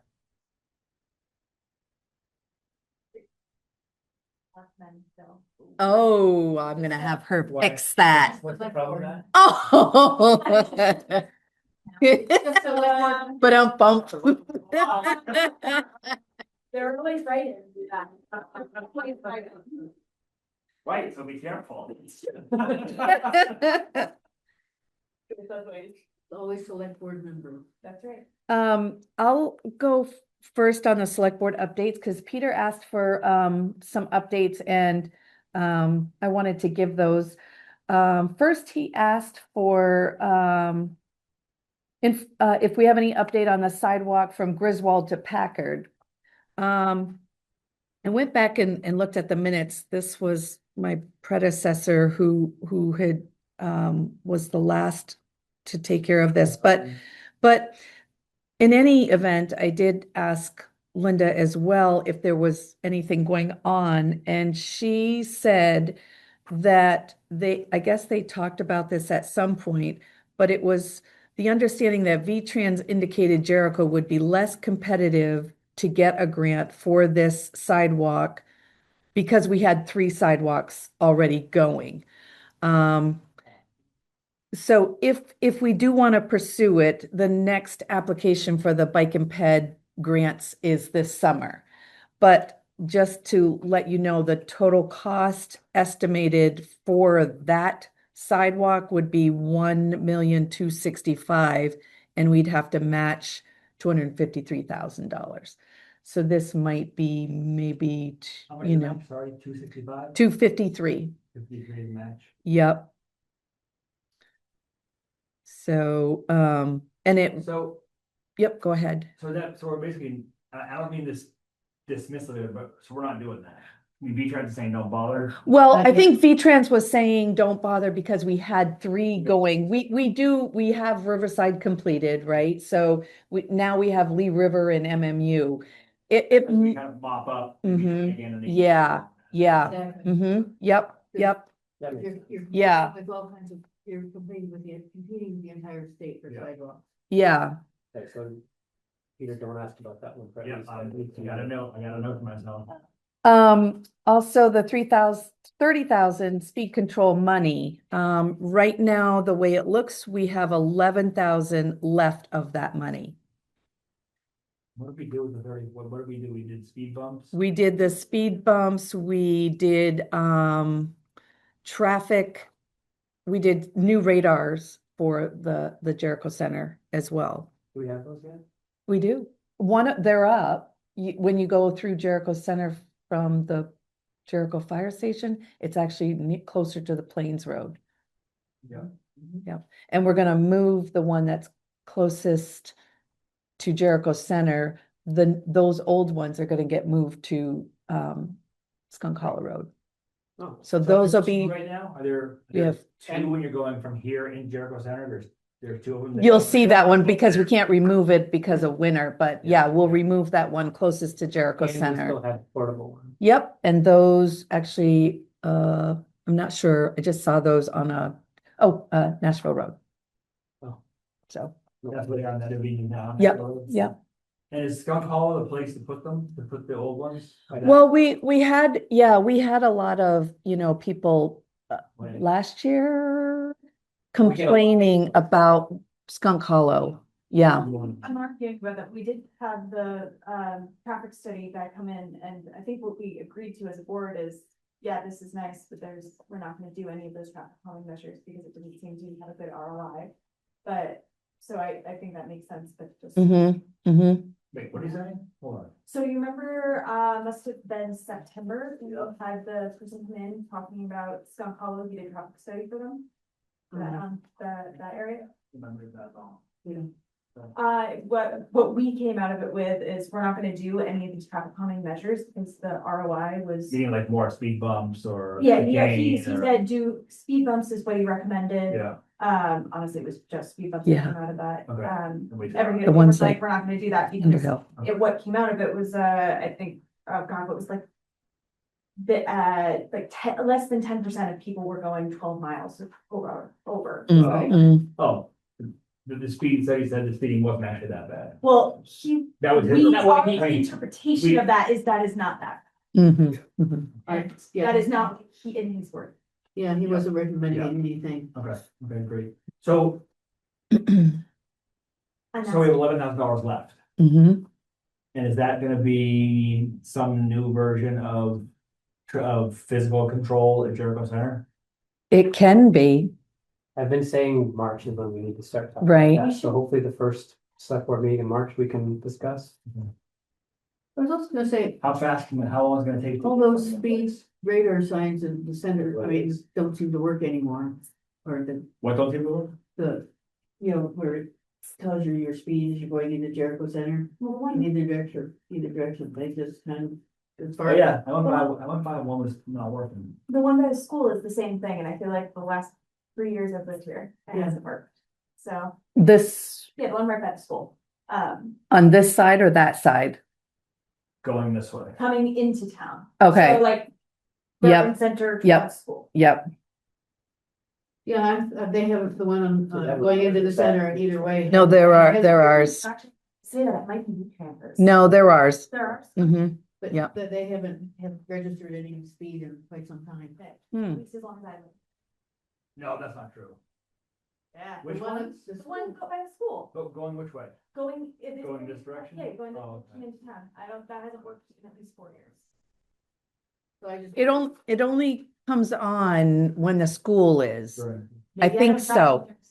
gotten Maybe. You Maybe. got one of those jobs that. Did you have another question, Peter? Okay, A center, I mean, I just assumed it was a battery Have to- because it was cracking. yeah, it could I be think the they're cold both weather. hot, right? I Yeah, think there was snow on. the- snow on them. Yep, it So could that- be. Even on sunny days, it wasn't working, so on. But, The next one that Peter had was Black Walnut Lane. We are working on that. Our attorney and their attorney is working out the final logistics of whether they need to sign off or get a portion, a partial mortgage release. And some say they might not have to do that, others are, so they're talking and that's still in the works. So that's where we are right now. Has anything come up with that, about that right away up the very top of Black Walnut Lane? Yep, Jacob has gone up there to look at it. He's spoken with Tyler. So yeah, and Has it, he talked to landowners at all? Like the two landowners, but I think the road cuts between two of their properties, they probably think it's their property because. that actually was brought up by Chris Flynn. So just recently, so I would have to follow up on that because I'm not really sure if Jacob did speak to them about that. What were he and Tyler talking about? Why was Jacob involved? What's his? Because Jacob they have to go check the road to make sure it's up to the specs and to plow and make sure that the turnaround up there is going to be sufficient for a truck. Gotcha, Yeah. gotcha. Sorry, yep.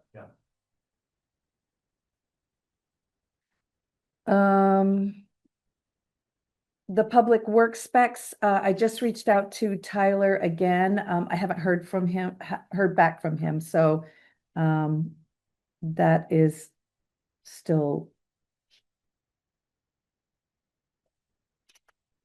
And what does that even mean? What public works specs mean? what kind of light fixtures you can have on the road. Mhm. Like how, Tyler and I said, like, here's your new recommended specs, you should have lights every 30 feet. No, I think No. what he's gonna do is, my opinion, I think he has brought up when we first met is like looking at Richmond's, they're really formatted really nice, like pretty easy to read. Ours is kind of like scattered throughout and they're pretty old. So I think it would be, I like Richmond's, so I think he'll use cut and paste, So less of a change of what's. Yeah, in town, yeah, more it's like a yeah, yeah. formatting and then making Yeah. it up to date Mhm. and readable. Yep. Because he thought our road specs, how you build the new roads for developments and stuff are still. Mhm. valid. yeah, So I think the information in it probably. Yes, More or less yes, changed. yeah. Okay. The problem is the light fixtures, like, you know, where it's recommended to look like this, the kind that are outside aren't available anymore, yeah, you can't get those. so. That one. Capital planning, I've reached out to our group and we're gonna reconvene in late March, early April. And hopefully that we'll be able to, hopefully we can work at getting a clear process together before our next budget cycle. So then it'll just be there and ready to go. The master transportation plan, I don't believe anything is going on with that. Our last update was 2015. What do you mean? Well, you already missed the timelines anyway, Right. so that's probably should be the top of the list for next year. Yeah. What is it? And that's for the UPWP to Mhm. revise our master transportation plan, because it tells you about which roads are, you know, are issues. It prioritizes them and prioritizes intersections and things So like it's like a that. study Yeah, it's a big study and you get a big book out of it. and you ask for a grant to pay for it? UPWP. Yeah, Yeah. usually the UPWP does it. And we should have done that. That's like a January thing. Yes. Well, we had to pick on the UPW, yeah, so it is, yeah. Got, should have 2 or 3 in there, but, Mhm. you know, and 2 or 3 what? 2 or 3 projects. Mm-hmm, Into the process. which we do, we have 3 of Now them. you have 3, because Mhm. there has been some decent money over the last few years to fund all the projects that have been, you know, Mm. given to the UPWP. So when would that be happening? In December? Like when should we rattle that gauge? It is December, I think it is December. Late December, but it's. Yeah, because we just got December. recently, or well, But not recently. but you have to have it in by the middle of January, Mm-hmm, because the first meeting has already been held. mm-hmm, And this, I haven't, you know, we'll find out in the next RPC meeting whether there's enough money to cover all the projects that have come in. And why do we care about the master transportation plan? Because it really helps you to prioritize how to fix roads and which roads need fixing more than others. Okay. And also your intersections. Like, Like how dangerous they are, Yes. which ones need to have, you have a stop sign here or a light or. not necessarily that, but they do talk about. Peter's picking her brain. He's right now, he's taking every bit of this. Yeah. Well, I mean, it's like Clover Farm, Skunk Hollow. Mhm. We've already had issues, you know, they had presentations on Skunk Hollow. But, you know, they've done some work, but we also made sure that we could go back and say, we want the major work done, not just this little fix. How far do we think that Skunk Hollow work is? Like, ever since I've been on the board, we've been talking about how that's our most. Oh, that Our intersection? most dangerous intersection. Yeah. It's like there's being talk about, okay, well, we're looking at improving it, but like, when? That's because it's a combination, you know, our road and state road. Yeah. Wait, what were we talking about? The intersection down on Skunk Hollow River Road. 17. Oh, I think Is I our- missed that. I mean the Lee Yep. River. No. It's the. And It's our most, like that intersection is our, like that thing that she's talking about identifies your priority list. Mhm. And that is our priority. And it said that was the worst one. That is our priority, Yeah. and Okay. I've been on the Sitting on it board for 5 5 years years. and. Well, we've actually had some studies done, it's outside of the engineering stuff, so that there is a plan that's sitting on the books. That can be done, we really like the roundabout, but that was too expensive. And there probably wasn't, Oh, I remember this now. and there probably was, Carvings and. Mhm. The wall. that- Yeah. they did do that. Yeah. So that They bought, did it, but it's. but they bought Still not. everybody time, but it really, It was like a half baked. Mhm. right. So that needs to be followed up, I mean. So what do we do to follow up on that? Do we ask CCRPC? Do we ask the? No, I can, people? we have the study and the information, so I can certainly look into When- where. I have a relative that lives there who like is very worried about what part of her, like her house is there. It's a really old house, right? So it's like right on the road. So if you're gonna expand the road, she's like, so do I lose my living room? Like I get asked about that a lot, but Yeah. also my main reason for asking is it's a horrid intersection. It really is. And you really notice horrid intersections when you have a new driver. And so it's just a little bit more evident. I'm like, oh, why don't we go the wrong way? Why don't we not? Why don't we not have? We're gonna deal with it, what are we gonna do? That's what I want to know. We're gonna ask for a grant from somebody and. I just want to know, like, I I don't think think it's us it- that does it. Yeah, I wanna think it's know- gonna be a, it would have to be the state and us, I'll look into Just the study though that we State have, on Bridge 15, Right. yeah. and you have to get on the tip, which is the transportation improvement plan so you probably would work with our regional planning commission. That's the first thing to get you on the 5-year plan there, and then there's the STIP, which is the state transportation improvement plan. We can just write in, Catherine. Trounce. Or Or what- trounce. She Joe and absolutely Chris. would. No, Joe and Chris's seat. Oh, Right here. and then we'll really be able to think for the last year. Okay. Okay. yeah, all right. You Now are we're gonna fix taking some notes. Extrapolate on what exactly do you mean? more. The next one, bridges and culverts, which I don't know what that means. Yeah, so Oh, I I know don't- what it means. We had a lady come and talk to us about some bridges and culverts and some planned work. And I remember us both being like, this is 2 years out. Why are we listening to this now? I bet you took a note and it worked its way into whatever you're. Yeah, And I think it's that, and I remember the presentation because it was like, here's this one, here's its current state, but I think it was a few years out, but I also think it was a few years ago. Hmm. So maybe it's coming due. How would we? I know I'm not how would doing a we- good job of No, explaining. no, but it is kind of coming back to me. So what do we do about like, what do we do, the state inspects the bridges. Right, she came and it was after some inspection and she's like just giving us a heads up about some work that was gonna happen. And Peter's probably right that it's probably like this year. If if my time frame is close. It was a few years in the future and it was close to the time when Peter joined and he's been on the board for a couple 2 of years, years. So I feel like it's. I forget her name. But I know there's been discussion about what to do about the bridge that's, what is it? Silly, no, it's not Silly Hill. It's the, no, I'm blanking on it. Oh, that's terrible. I'm blanking on a road name. But it's the one with that had the old mill on it. Where the house is sitting on the water. Mm. It, blanking on that. And, Old Pump Road, yes, no, it could, Canyon Lane? No, it's the one that was No. up in there. it may be Silly Hill. Hmm. I mean, Hmm. Okay, anyways, anyway, it's got the, there let's was, try and dig that up. Okay, and the last one was the permit impact fees. We are working on that. Amy, myself, and Chris Flynn met Tuesday? Wednesday. Wednesday?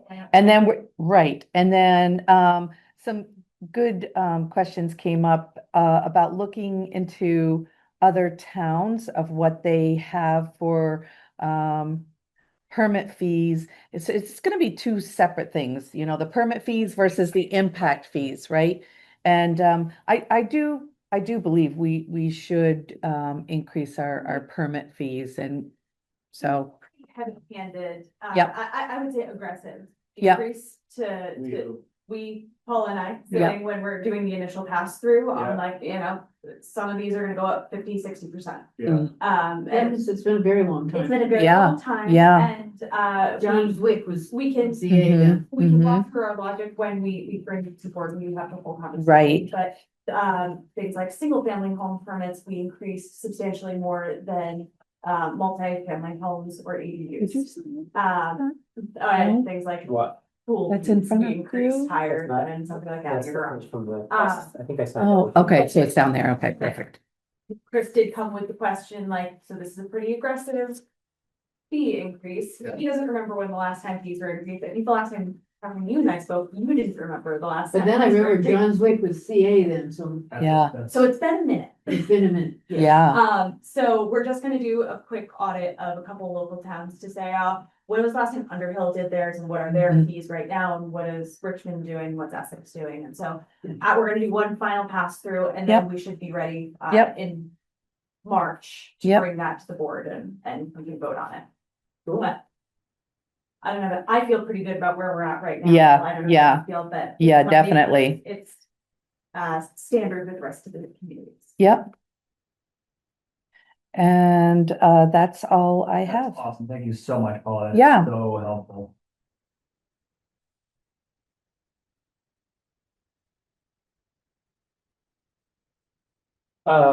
Other select board updates?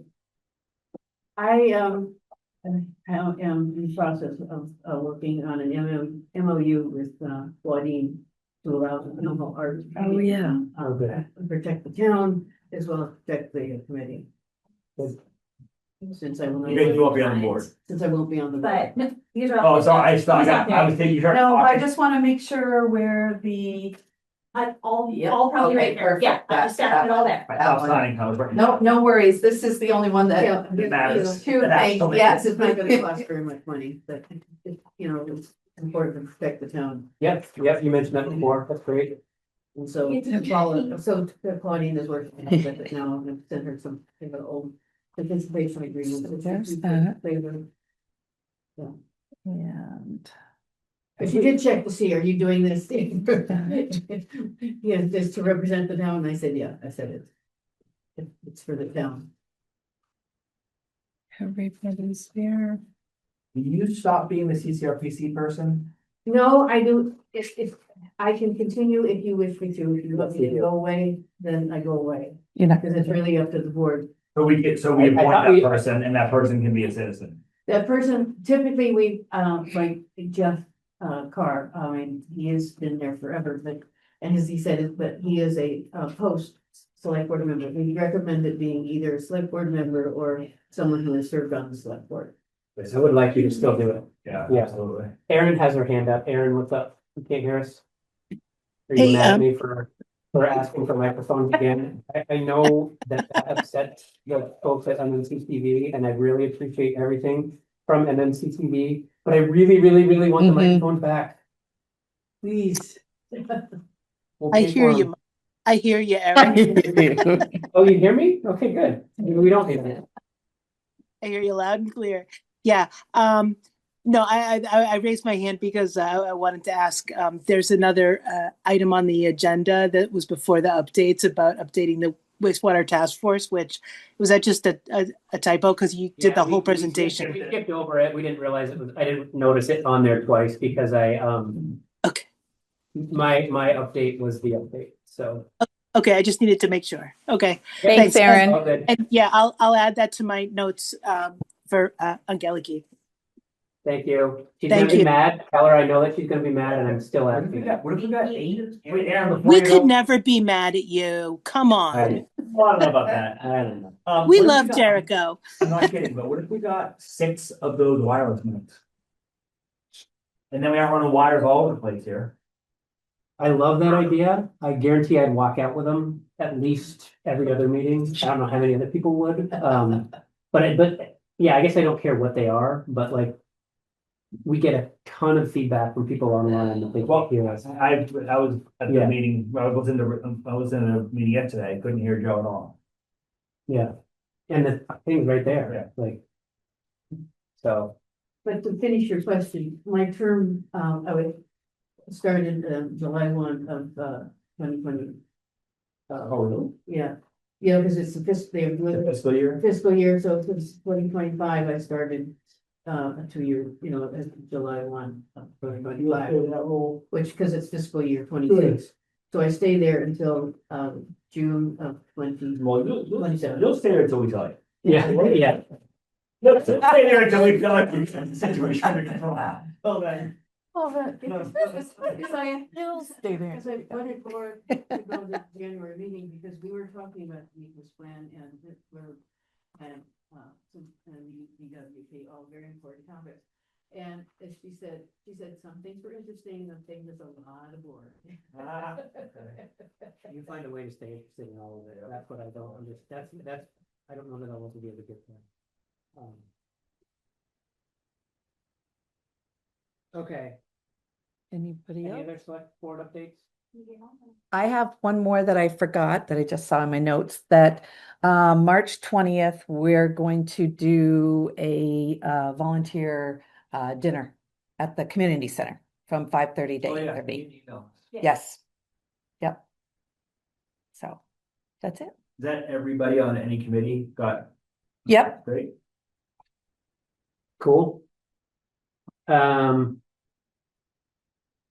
the warrants. I did not read the minutes or of the minutes of town meeting reimagined, and I apologize for that. I'm just had a busy week. I didn't read any of the minutes. I did. It is, I'm, you know, I have no. for the January 15th, there's an interesting thing. We're talking about the MMU path. What line? And it's line 83 and 84. 83. And it says, you know, this is very interesting. We start with 82 says option 3 is a hybrid of options 1 and 2. It's close to the road as it can be without being over the existing wing walls. This gets us to 83. The bridge has about a 60-foot span, which is about 10 foot longer than option 1 and 30 foot shorter than option 3. So. Oh, maybe shorter than itself. Yeah, it can't be shorter than itself, and I would suspect since it was options of 1 and 2 that, you know, it's option 1 was the longest. So- Option 1, I think, was 90. Option 1 was right on the road. So I think it's option 2 and you know, and you know, and then, 10 feet longer than option 2 yeah. and 30 feet shorter than option 1. So 2 and then that's option what I 1. thought. Okay, yep, okay. And that's what I Alright. had. No other ones on I that? had one on line 140. It wasn't a typo. It was more of a, I thought I wanted it to reflect. Oh, yeah, it's you. It says there's a letter for Eric to sign stating how we want to use Kate's time and that the budget includes funds to support, I was gonna say, instead of includes funds to support the work, which feels kind of generic. There's budget, the budget includes funds to pay the CCRPC for Kate's work. That it wasn't a sort of generic support the work, but there was specifically the money was set aside to pay the CCRP for Kate's time. Or Kate's work, whatever.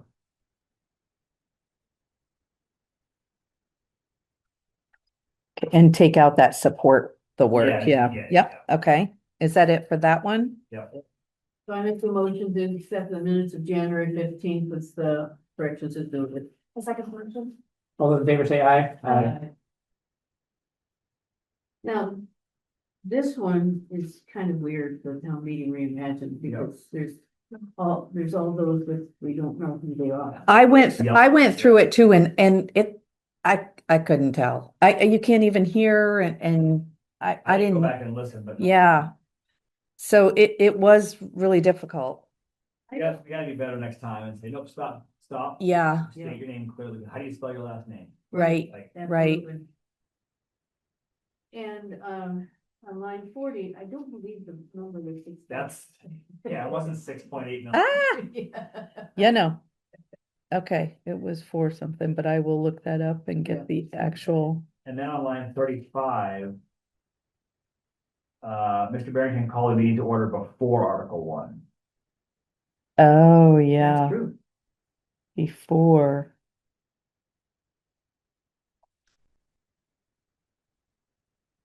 And all the rest I have are the X's. I think. Where the highlight, the yellow, yeah. Oh, I had just with, my English wanted to put a word in on line 136. Because it 136. says the next 4 years should be included the town budget, included in the town budget. In, But then, that's X. I had way more than that. Oh, 264. Oh, yeah. 64, hold on, just 1 minute. I got that one. Okay, Kathy Harris is spelled with a C. oh, yep, okay, Right, all right. we don't know who XX was. Oh, and then And 90, then, well, that's the odd thing. line 90, it says voting not held. Yeah, that was 90, weird. But why would, like, I think because voting not held. why would? Like, and pizza was also not handed out at that point, but we didn't mention that. Yeah. Like, yeah. I would just delete that. Okay. All right, yep, And then for some Yeah, because reason, people called back his motion at that point. He started over. with All right. a different motion. and the last thing, which I don't know if it's respectful or disrespectful, but for some reason, every time Eric is mentioned, it says Mr. Eric Johnson. where do you, oh, Anywhere. throughout the Everybody whole else is thing. Mr., Mrs. or Ms. Uh-huh. And then the entire document, Mr. Eric Johnson. So what would you like it to be? I want to be happy about that. I don't know. Is it disrespectful to refer you by your first name, or is it super respectful if you're the chair? I don't know what that's all Or is it about. because my name's so boring that they're like, oh, this is a Mr. million. John, oh, maybe that's it. It might be because Mr. there's so many Johnsons. Johnsons. Yeah, Yeah. maybe. Oh, good, yep, But you're the only Johnson in the meeting. Yeah. okay, But I think In general. usually I'm not. Right, yeah. okay. Is that it? That's all I had. All right.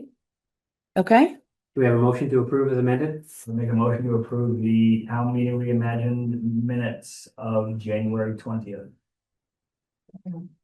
As amended. I second that motion. All those in favor say aye. Aye. And so Paul, you'll put the right number in for line Yep. 60 to double Yep. that 4 million, whatever it is. it's right here, And what about actually. 23? It's 4,000,000. 3, 7. About It says on the agenda, 115, 120, and 123. Yep. The minutes. Oh, because we had that little meeting. Yep, Oh, yeah. meeting Where we warned the. Yeah, we're gonna. Oh. Yeah, when I putting didn't, on mine. I didn't even read it. Okay. Oh, it's nothing, it's very. It's like a one. mhm, Page, and it's, there's no correction. Yeah, I Okay. make a motion to approve the minutes of January 23rd, 2026. second that motion. All those in favor say aye. Aye. And we have an yes. Right? yes.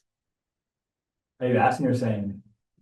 Are you asking if we are new or We do. you're saying we do? Great. We do. I would like to make a motion to go into executive session because previous disclosure of, I can't. I would need to do. So bad. I'd like to make a motion to go into executive session for the purpose of personnel. I don't know. Personnel? I don't All- remember. Sure. Personnel, real estate, is it personnel? Yes. Personnel, real estate, Yep, okay. I'd like to make a motion to go into executive session for the purpose of personnel because premature disclosure of the information will be detrimental for the parties involved, and I'd like to invite Paula Holstein. I second the motion. All those in favor say aye. Aye. Aye. Good. Good night, everyone. Thanks all.